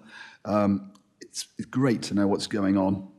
So, in fact, the more I read this report, the more reassured I was that we are actually providing a good support for our children. And I'd like to pick up on 3.4c, which is something that's fairly close to my heart. It's picking up Councillor Penfold's child protection. I was actually, again, reassured by reading this bit. I'm probably from the NHS background, but one of those who likes to see more children move to child protection, but recognise that the councils have a very difficult duty here, because they're damned if they do and they're damned if they don't. But it'd be very easy for the council to get themselves down to what's called good on this grid here, this graph. You could just reclassify 20% of child in protection to child in need, and you'd instantly have a great scoreboard score.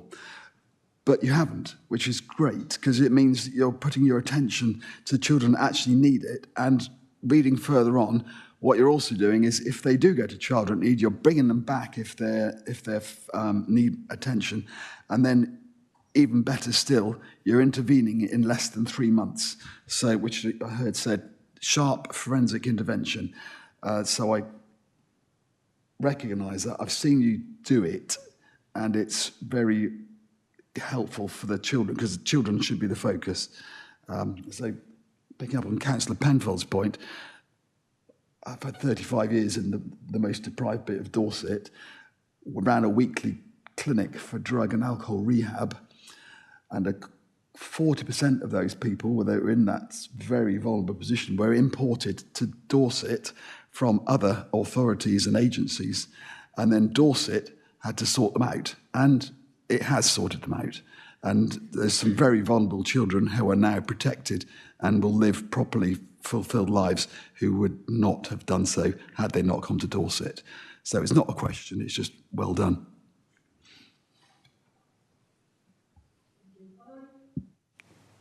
Are there any more questions? Okay, first of all, I'd like to say thank you very much. I think this is a really, really impressive report. And I also value the fact that you commented that it's not mandatory for it to come to this committee, but you've put it before us for consideration. So thank you very, very much for that. I think on the whole, we have no concerns about it. We've dug down quite well into it. We've considered it. And I think it's a really good news story, because although not everything is perfect in the world, you know where it's not perfect and you know exactly what needs to be done. And you also, you come forward and tell us what isn't being done.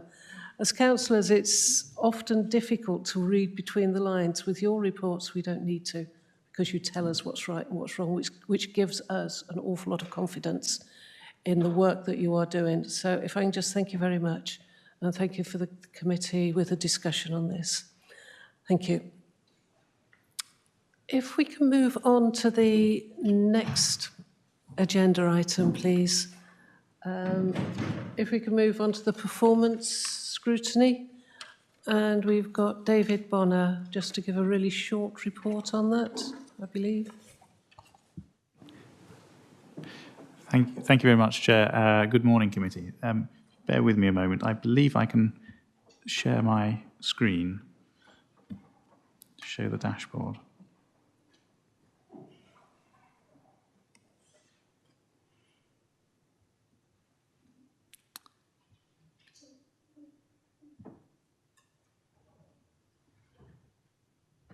Yes, there we are. Okay.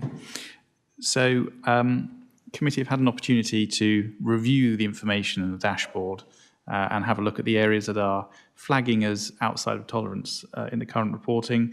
We have 22 areas in there at the moment that are flagging as not within tolerance. Committee have had a look at those and reviewed them. A number of them are things that have already been brought to the committee's attention and are part of the forward plan. Chair, did you have any areas that you would like me to direct the dashboard towards?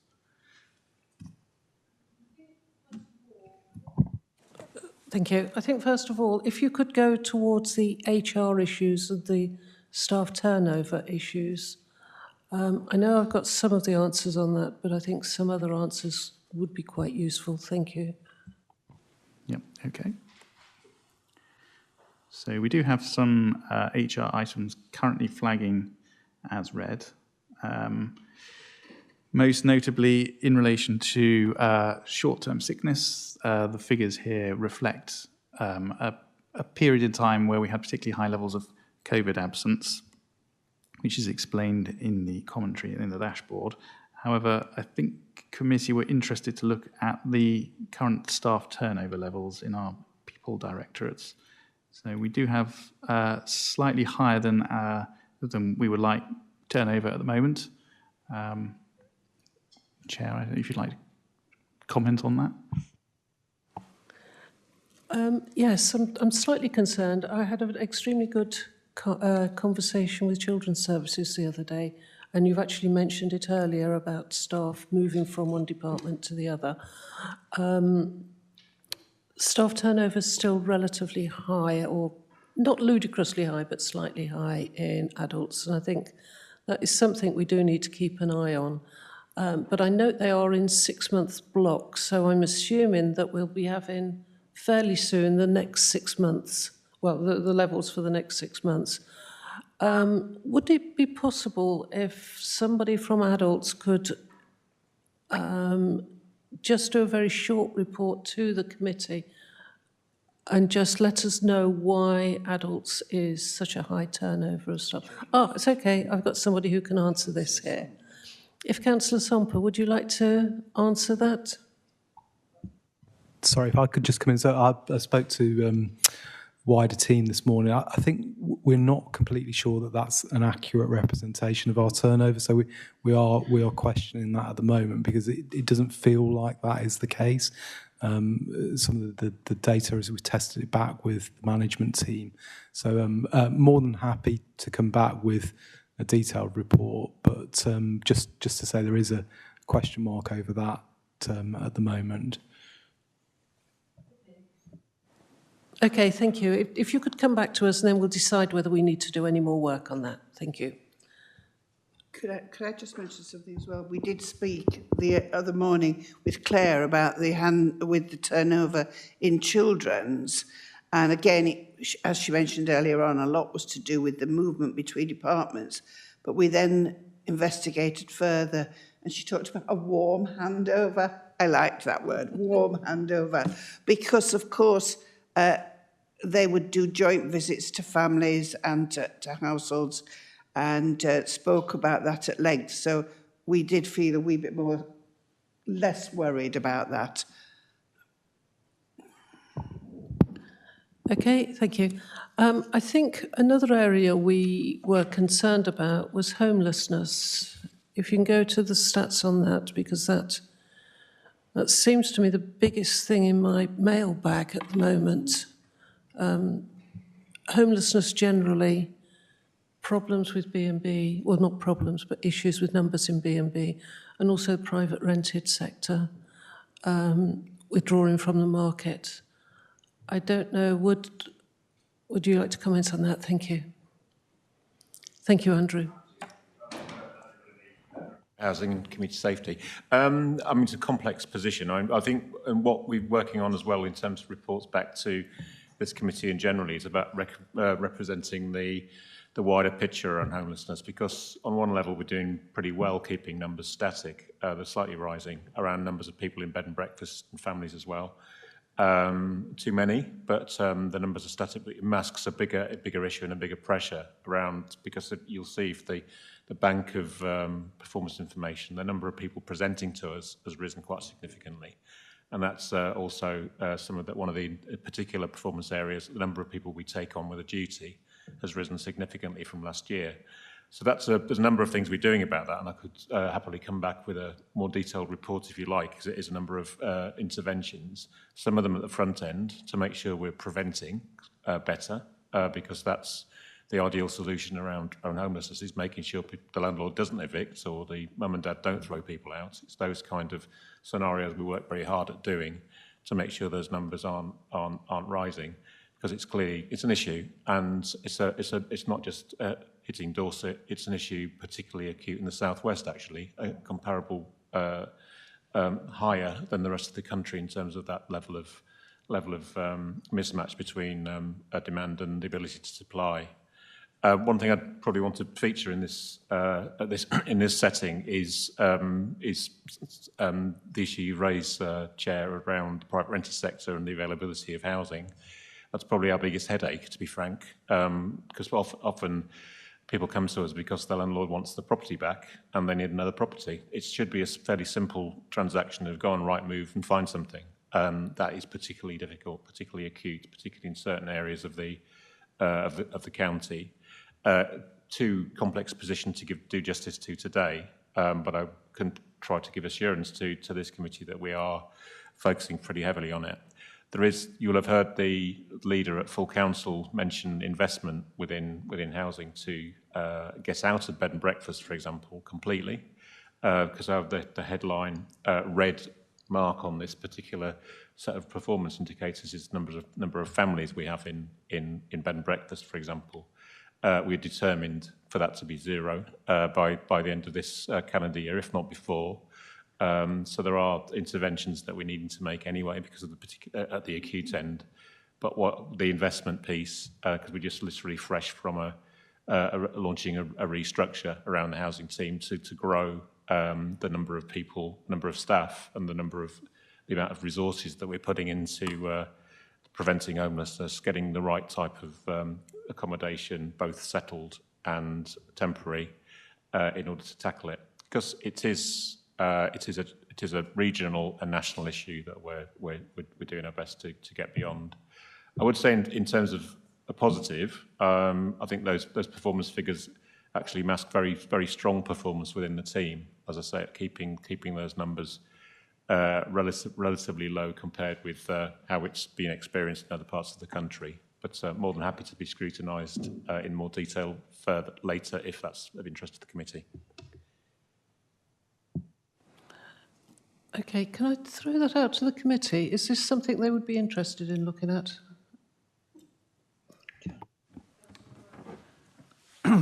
Yes, it would be interested in looking at it more because it's a particular issue to some towns. It's not homelessness per se, it's a whole constellation of things that go along with homelessness.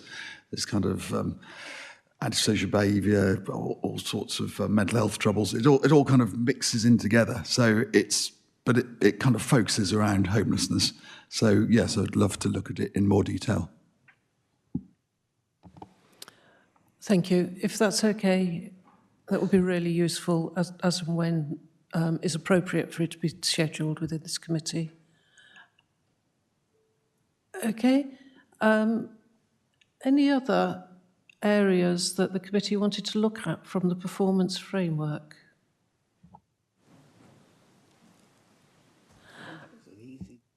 Okay, the only other one that I was quite interested in was the hospital discharges. Now, I don't know whether anybody can answer a question on that. I just wanted to understand, it's probably a question for Steve Evers, isn't it? I just wanted to understand why in February the hospital discharges were high and off track and we haven't got any commentary for March. You mean the lack of discharge? Well, that's what I didn't understand. No, I think it's the opposite way around. I didn't understand the narrative. Perhaps I've just got a small brain. No, I don't think you had, because I think you and I read it different. Yeah. Yeah. So I think if I could ask for something to come to committee members about that, just as a note, I think that could be quite useful. Could I say something there? Because I felt it was the lack of discharges when I heard John talking about the amount of returned care packages, because if people couldn't come out of hospital because, and it was all around that same period of time, wasn't it? Okay, thank you. Okay, right, if there's nothing more on the performance management, then we'll move on. And the next item on the agenda is the committee and cabinet forward plans.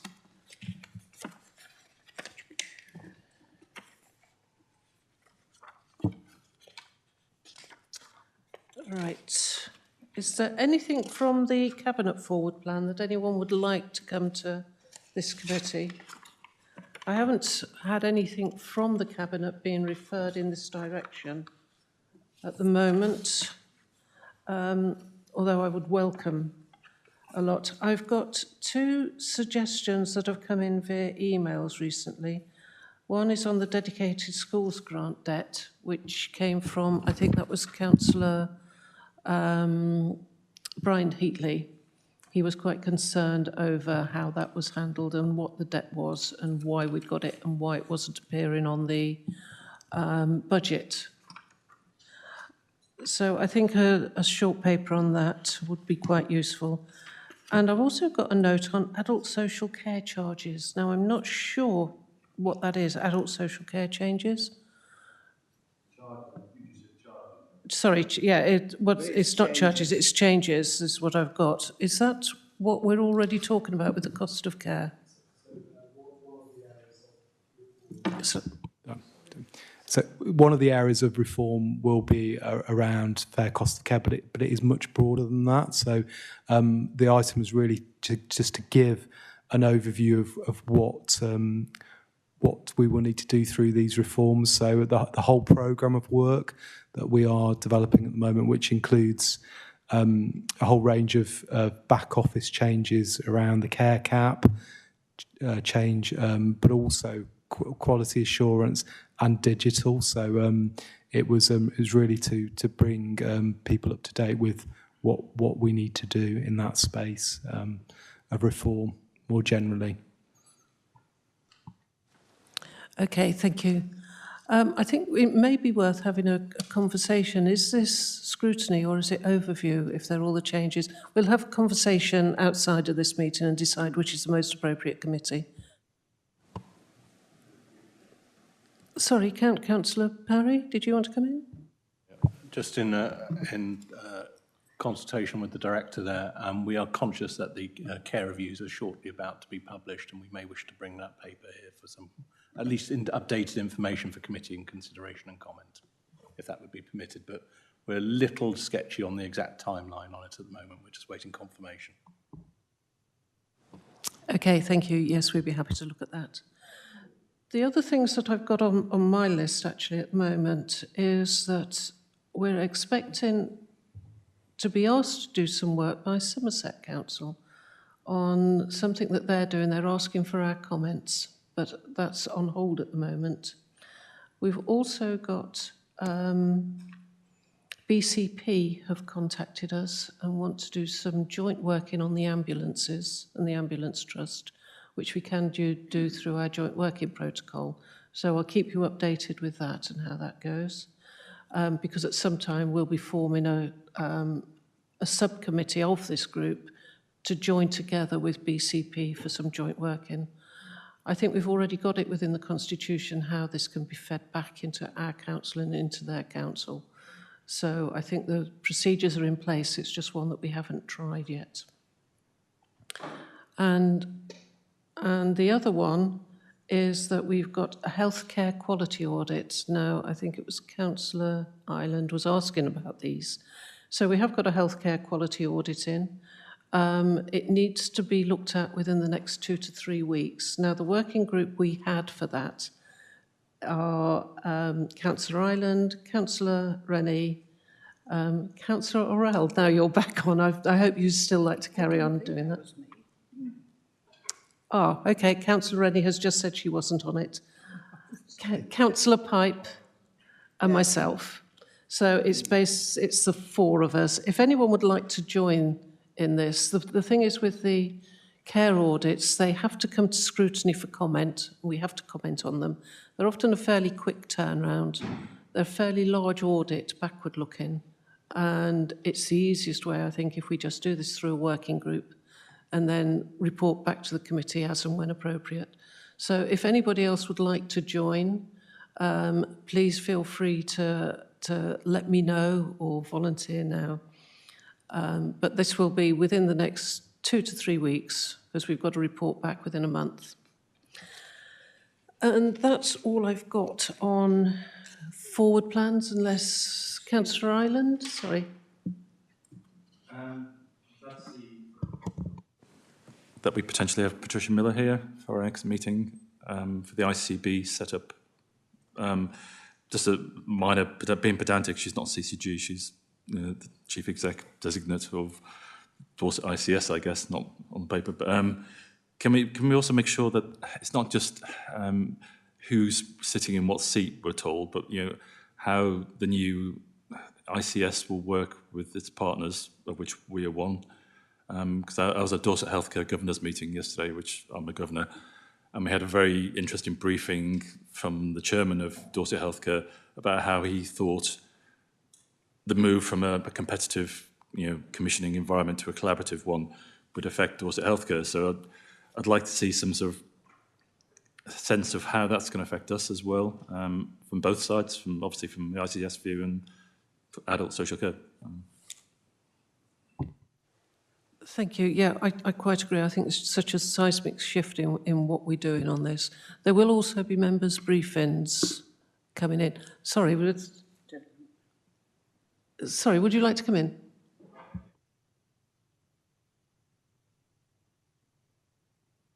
Thank you. Good morning. My name is Charles Summers. I'm one of the directors working with Patricia Miller in the CCG/ICB at the moment. If I may, I will take away the point in terms of the lead chief officers that Patricia is appointing to support this committee.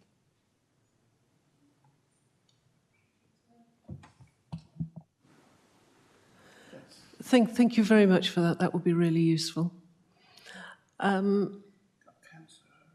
Councillor Orell. Thank you, Chair. It was actually the same point as Nick Ireland was raised, making sure we do include the ICB as it starts and probably as it evolves, really, because there's actually very little democratic local oversight of the NHS. And in the Health Scrutiny Committee over the decades has been probably the one forum for that local democratic oversight. And especially as we get more integrated between the council and the NHS, there's probably even more need for that scrutiny. So just to make sure that it's done at the beginning, and it probably needs to be much more of a regular thing, unless there's another committee that's doing that function.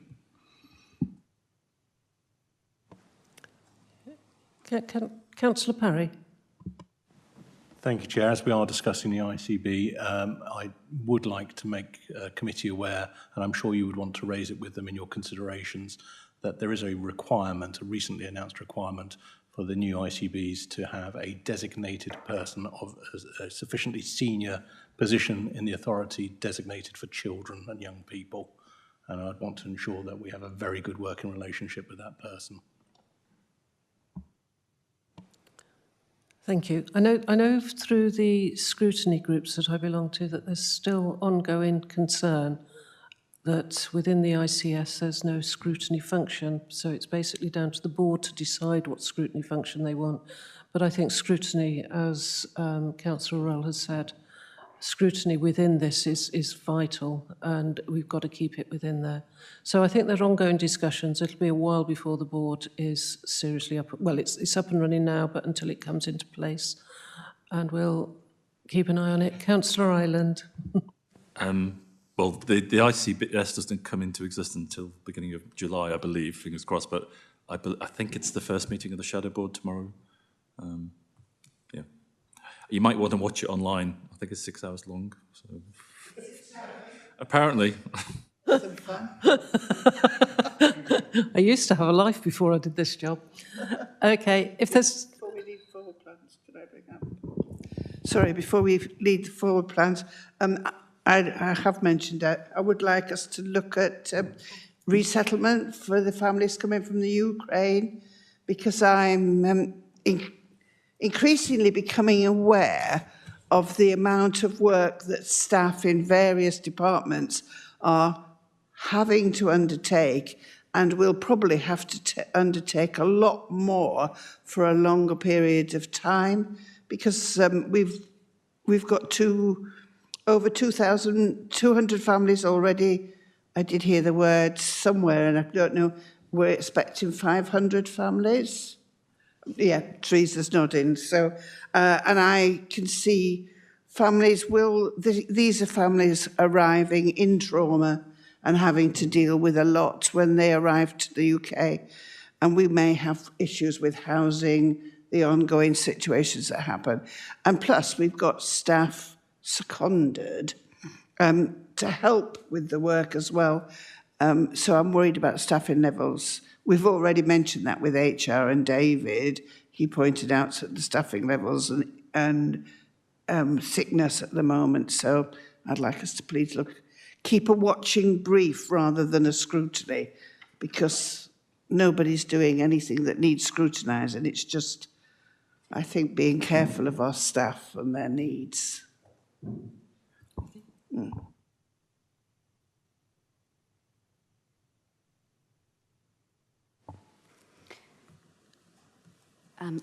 Yeah, thank you. I have the privilege with other people in leading the Council's response through the Dorset Together network and how we're responding to, with our partners and with our community sector providers, meeting the needs of Ukrainian people that have arrived. And we have a really strong network in place. We took a paper through overview, which set out the arrangements for that and everything that's in place.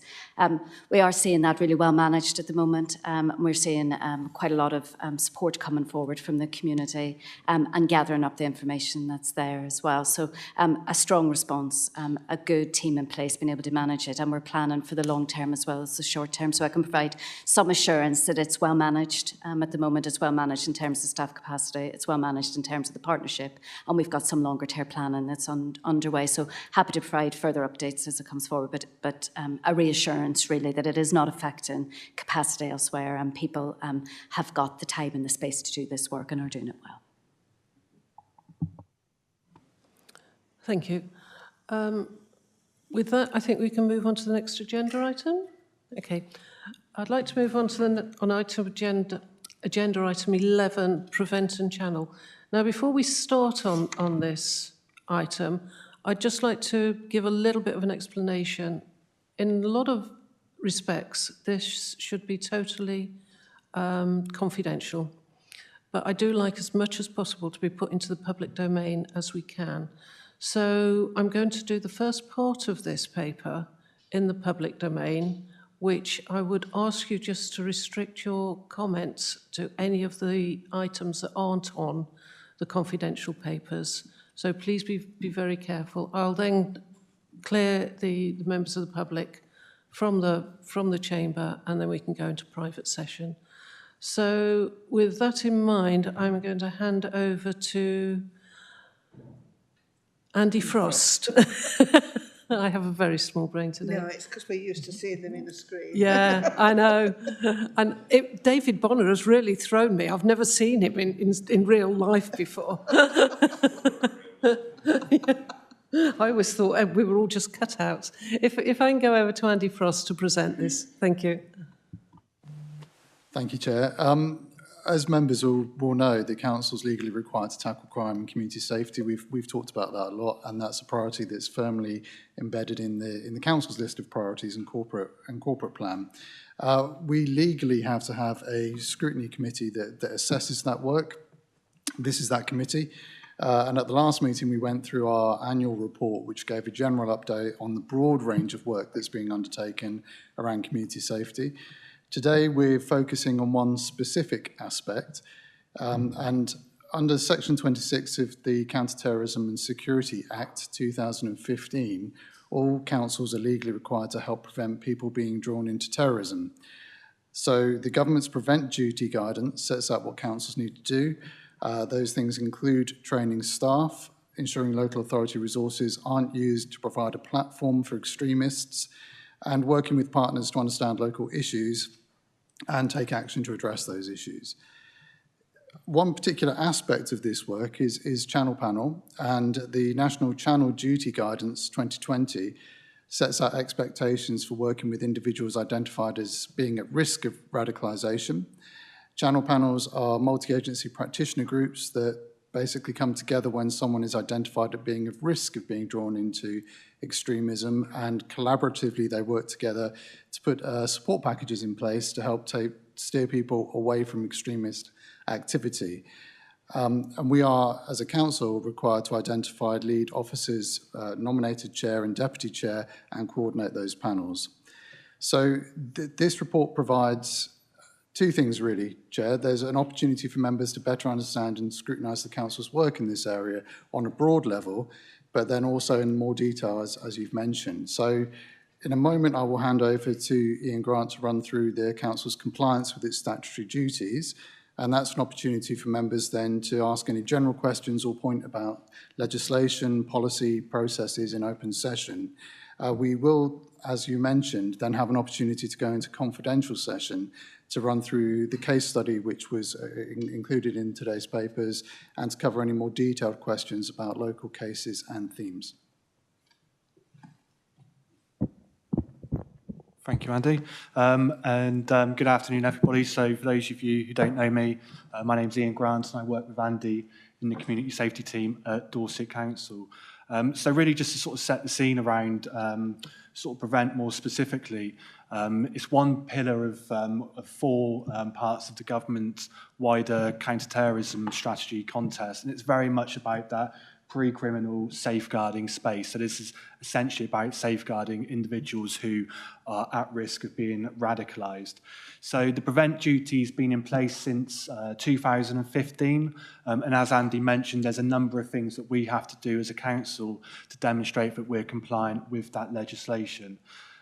So I won't go into, because Andy's already covered the specific areas, but the way in which we monitor our compliance within the duty is we undertake a self-assessment annually, and that really gives us an opportunity to understand where we're meeting compliance and areas where we need to improve. This year has been slightly different.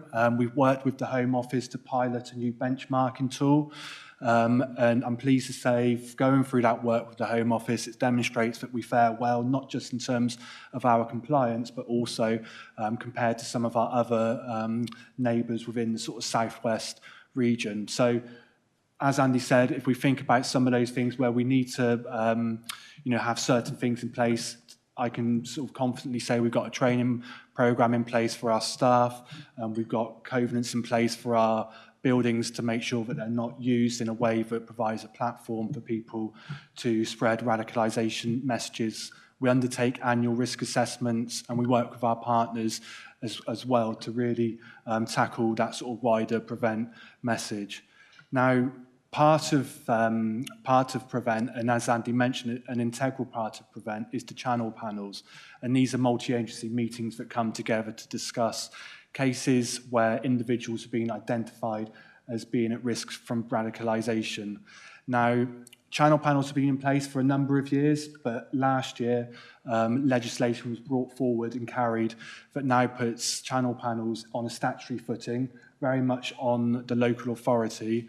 And over the last year, there's been some really good work, and I think it's fair to acknowledge the work of from Paula Goulding, who's the deputy chair, John Price behind me, who's the channel panel chair, and his predecessor Leslie, who've really taken this work on well over the last 12 months. So previously we had probably arrangements which were a little bit looser and a bit more ad hoc, whereas now we have a really robust formal mechanism in place where channel panels come together monthly to not just discuss cases, but also to share best practice, look at learning points, and really look at how that sort of wider channel space is operating. So in terms of the compliance perspective, I think we can demonstrate that we're doing well.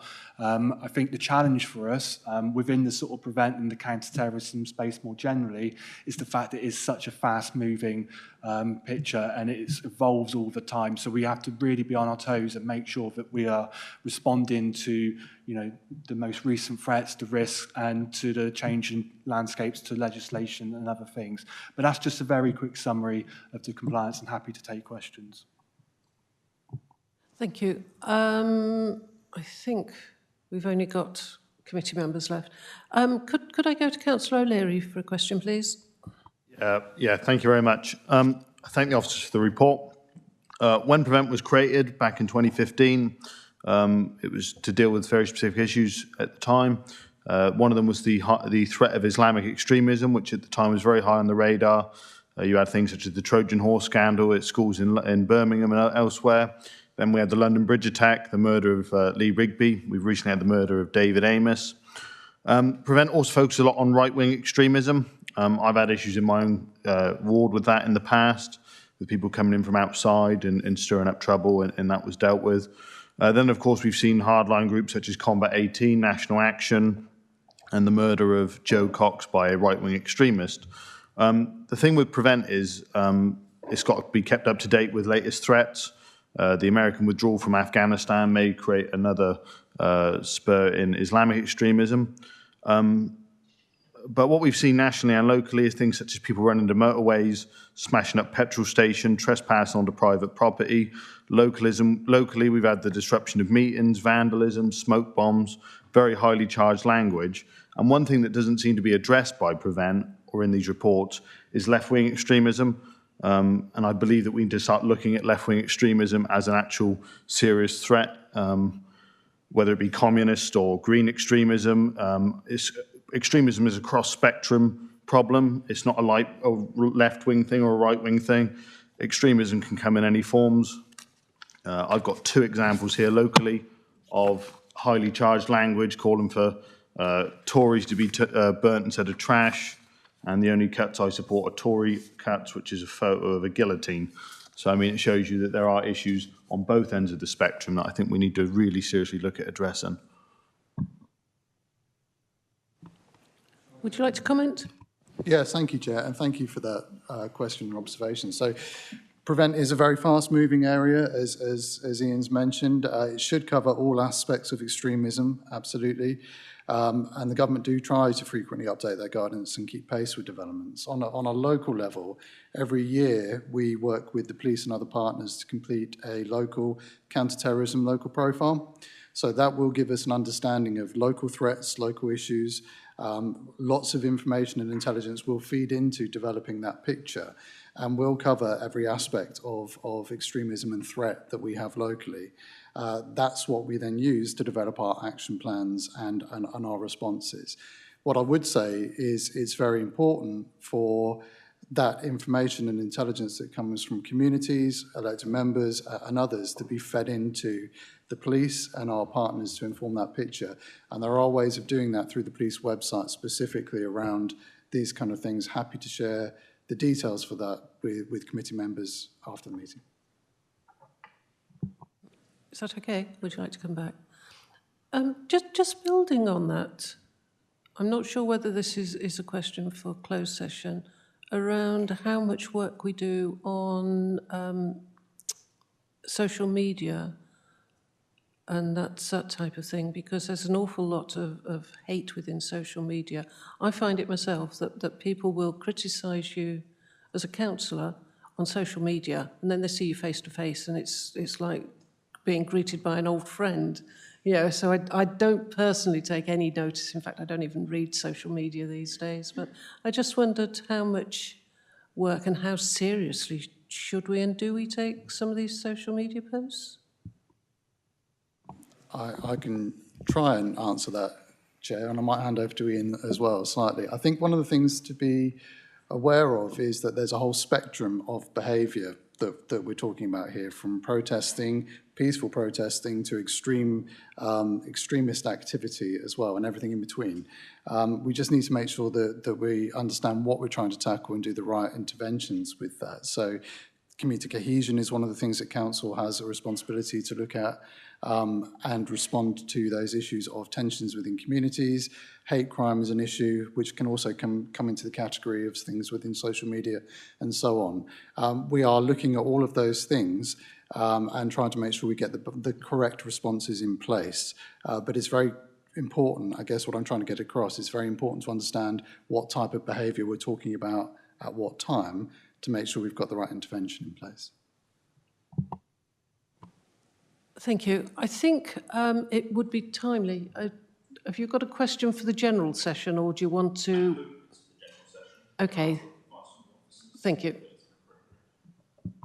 I was just wondering if you could talk through how you make our staff within the whole of the council body, particularly the ones on the front line, interacting with individuals, aware of their responsibilities, the support and training in place to help people on the front line identify people that may be at risk and need support through the PREVENT programme, and just so we can understand greater how that piece of work functions, if that makes sense. I'm hoping that's something that can be done in public session. Yeah, I'm happy to answer that question. So since 2015, really, since the PREVENT duty came into place, we've had a sort of training programme in place for our staff.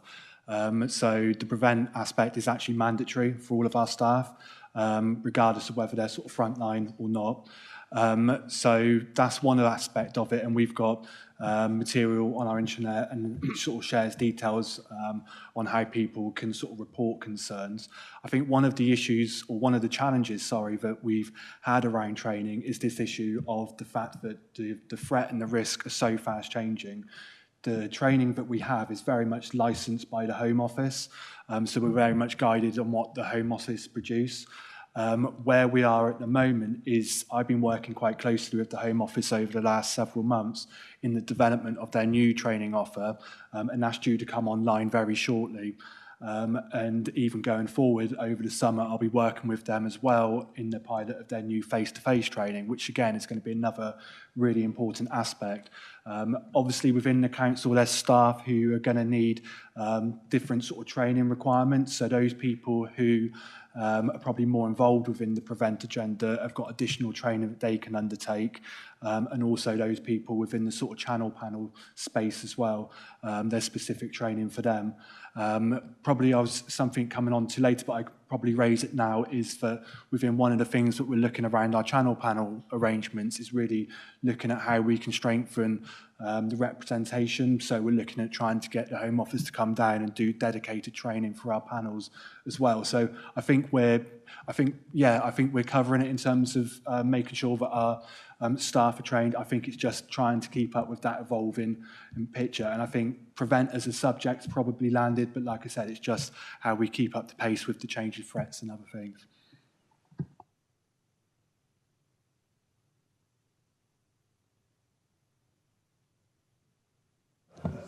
I don't want to jump in. I just wanted to make a reference to Councillor Graham Jones can't be here today. Very disappointed not to be able to. He's got COVID in his household. But just to stress that the role he performs, as well as being portfolio holder for community safety, is that the role of the community safety partnership. So I think just the wider context of this work is important and very much, and it's in the report, but very keen to stress the partnership element of this and the close working relationship with police, but also other organisations. So Graham wanted me to pass on his frustration of not being able to be here today, so it's very important.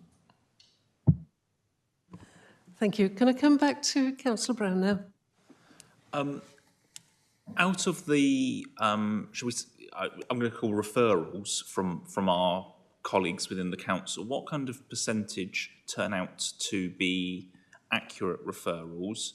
Are we happy with that kind of conversion rate, if you like? And how does that sort of compare with our counterparts? i.e., are we an outlier for good or bad practice? Are we somewhere in the middle? I'm trying to assess as a councillor if we're getting it right.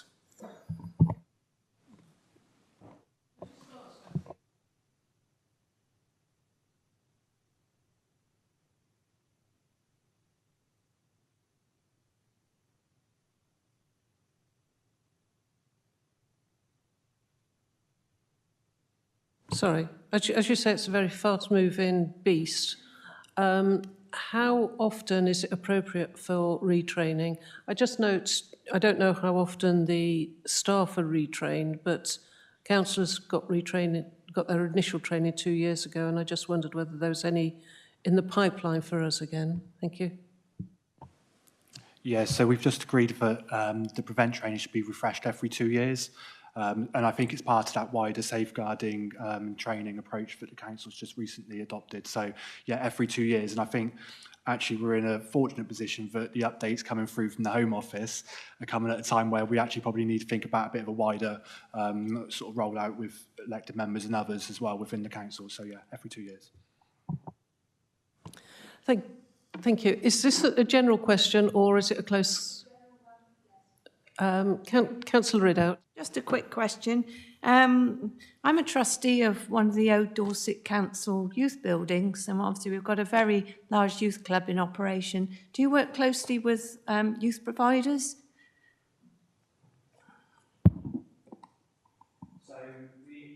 We have a Prevent Partnership group. It's a Pan-Dorset group. And that includes a whole range of different partners. So not just sort of statutory providers, but we've also got education and others. I think one of the areas where we probably need to go a little bit further is around that sort of engagement with some of our youth providers. I know within the sort of council arrangements, we have links where we will share information and try to engage. But I think more generally, it's an area where we probably do want to think about how we can improve it. Okay, thank you, everyone. I think now we'll move into closed session. So if I can ask members of the public to leave. I'll propose. Second, thank you. Right, we're moving into closed session. Thank you.